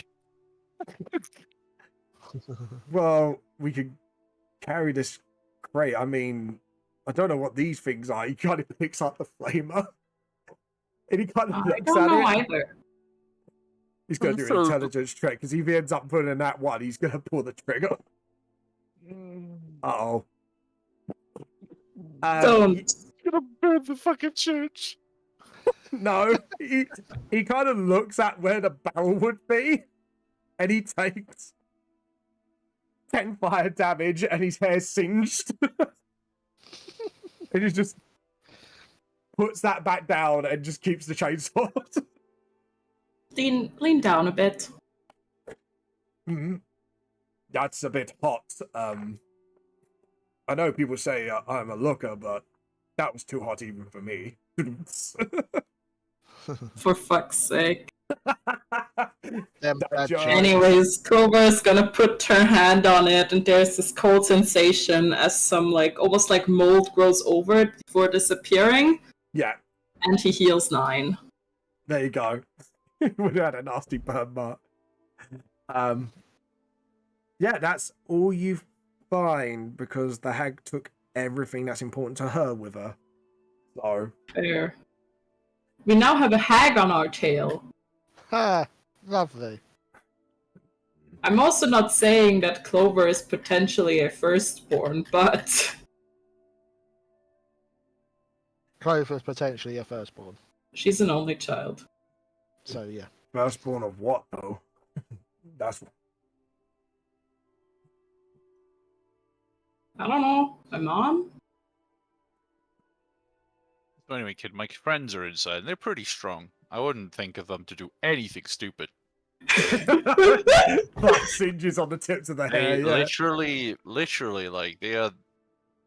I mean, they are quite smart. Like, I don't think they would do anything stupid. Is there around this time where Thorn fucking walks out? Yeah, when you walk I out, think you we're just all- you just see like the black singes on the tips of his long hair, and he just goes and just breathes out smoke a little bit. What the fuck did you do? Well, I was looking at a strange contraption and fire hit my face. And I found this. He shows you the chainsword. What the fuck is that? Some sort of weapon? Pulls the trigger and goes, You let him have this? I mean, it could come Why in not? handy. He's older than all of us combined. Have you seen his face? He's charcoaled. What Well, happened? Like I said, we played with a certain device. I thought it was nothing, it was harmless, and it breathed fire in my face. You could go look at it if you want. I'm good. So you Um, mean to I tell me healed that him up, it's fine. the man looked into the barrel? Oh, I'm sorry, not barrel. Into something that he didn't know what it was, and almost blew himself on fire. You just said he's older than us. Yes, he is. I've never Does seen that make him dumber?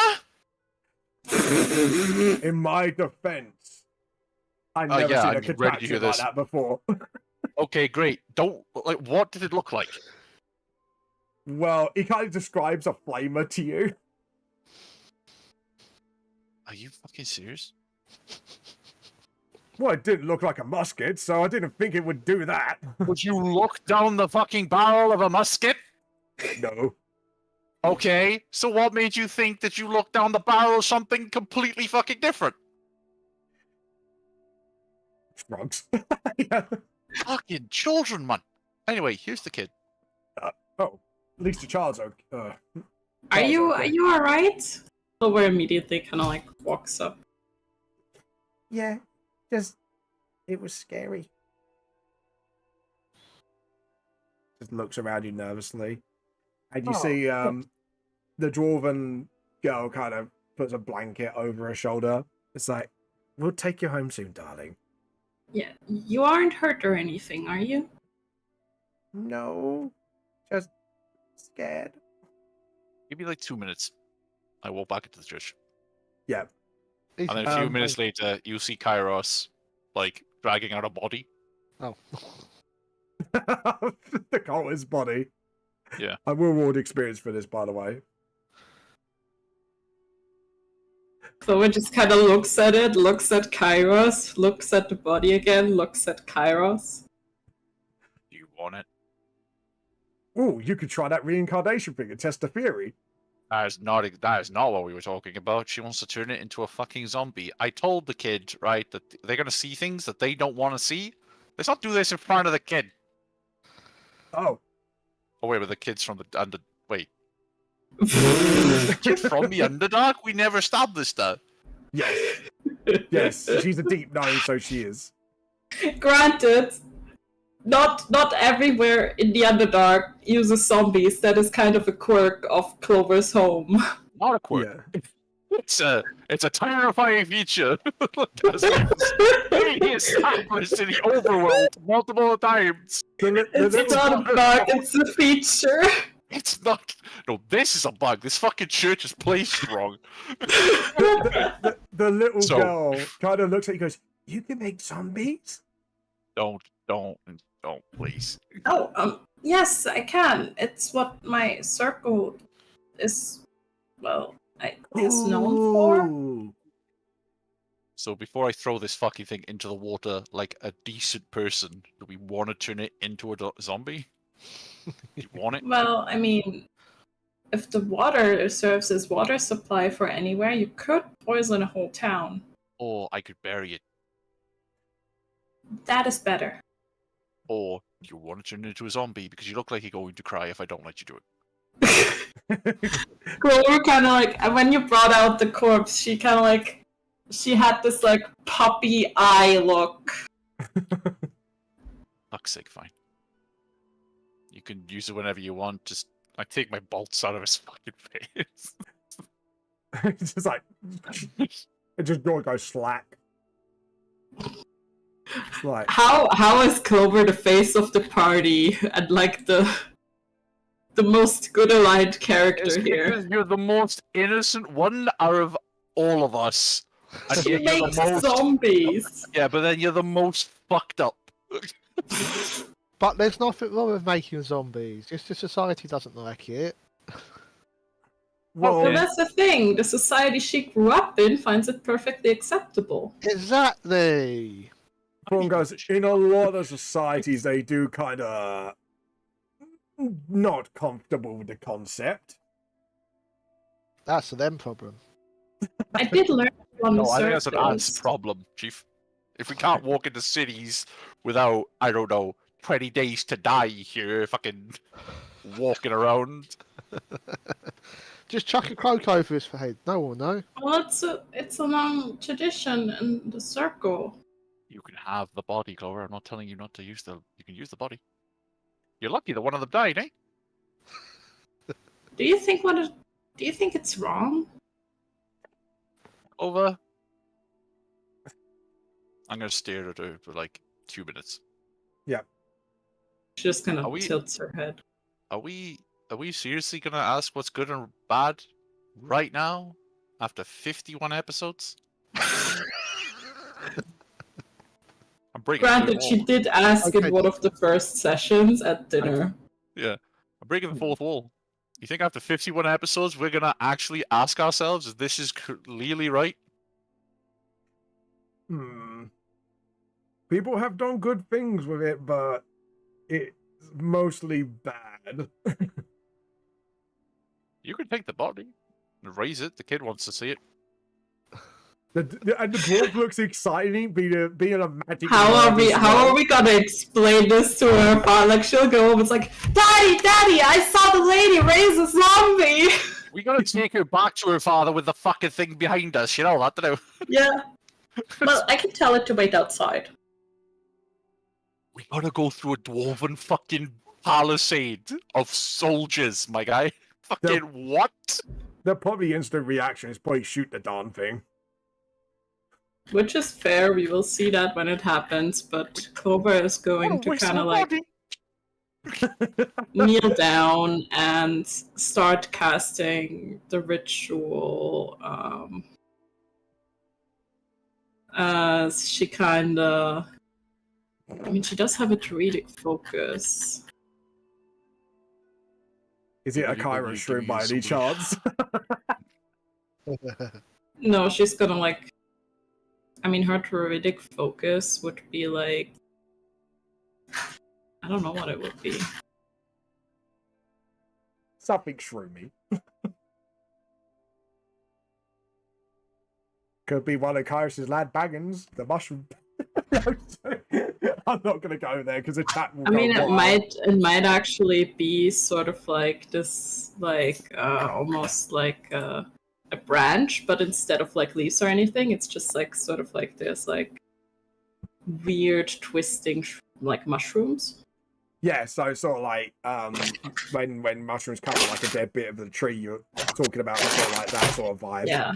Yeah, I get the vibe you're going for. And Although she's going to blow some spores on it, and because I'm edgy, add a drop of blood and start saying the words for the ritual as the wound sort of like close up a little with this almost like mold. Yeah, it kind of like you see like mold And and shrooms appear. Shrooms kind of like grow on top of it, and it kind of starts looking a bit like a Last of Us zombie, slowly like shambling up. This will take about like 10 minutes. So we're just going to sit here and stare at this bot zombie raising for 10 minutes. It's Yeah. like around the fire. Fawn doesn't seem very surprised, but the gnome's kind of looking behind Cairo, same time, just looking at him morbid curiosity. It's like, oh, How and is you this just cool? She's rolling it. So you know when she raised nearly an entire fucking army of these bastard things. Oh, what was it like to have an army? Oh, God. Shit, they smelt, and we were getting chucked out of taverns You just because see like they didn't like the smell. you see Olivia kind of actually like leaning closer to zombie, literally like watching every bit of the magic happen, like a little nerd and writing in a notebook. Write this down. What are you fuck? What? It's interesting. You know, when questions are asked, maybe if I have an exam, if I go to magic school, well, how did I get sent here? And then I can actually tell how it happens. And then she does like quick little sketches. I'm going to do a performance check with her. Actually, pretty good sketch. I'm so glad. Look, magic is also like an art and a science. You got to know like every aspect of it. You know I was a bard, right? No, you don't. You don't even know me. You were a bard? I was a bard. Yes. You're totally. She's nerding I knew out. a little bit. I knew a little bit of magic, but then I took an arrow to the knee. Oh, guys, it's like I would have liked to see bards in action. They're not the most. Let me tell you now. It's like her eyes lit up like a puppy dog, and then as soon as she said, "You don't do it," and was like, "Oh." Yeah, zombie rises.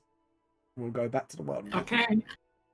And unfortunately, my dad is here, and post office closes in 40 minutes. So that is absolutely fine. We'll raid somebody now. We'll end this early. Anyways, guys, with that, you raise the zombie. You will be making your way back up to sending the daughter back. Oh my god, I'm gonna love to see what happens next session. This fucking zombie's gonna get shot the moment we walk into town. I'm telling you now. Yeah. oh, I know it will be, but This fucking poor zombie. I honestly think it's kind of funny. It's hilarious. It's absolutely hilarious. It's fucking funny. But yes, I'll be going. It was nice playing with you. Yes. Have a good one, Jules. Yes, it was. Okay. It was a lot of fun. Bye. Bye. Anyways, we're gonna raid Mishroom Arts. So we're gonna steal her tea today. Guys, thank you for playing. Guys, thank you for watching. Have a awesome day. Look after yourself. Keep hydrated. Obviously, in this hot summer British heat or wherever you are, if it's hot. And we'll see you later. Bye.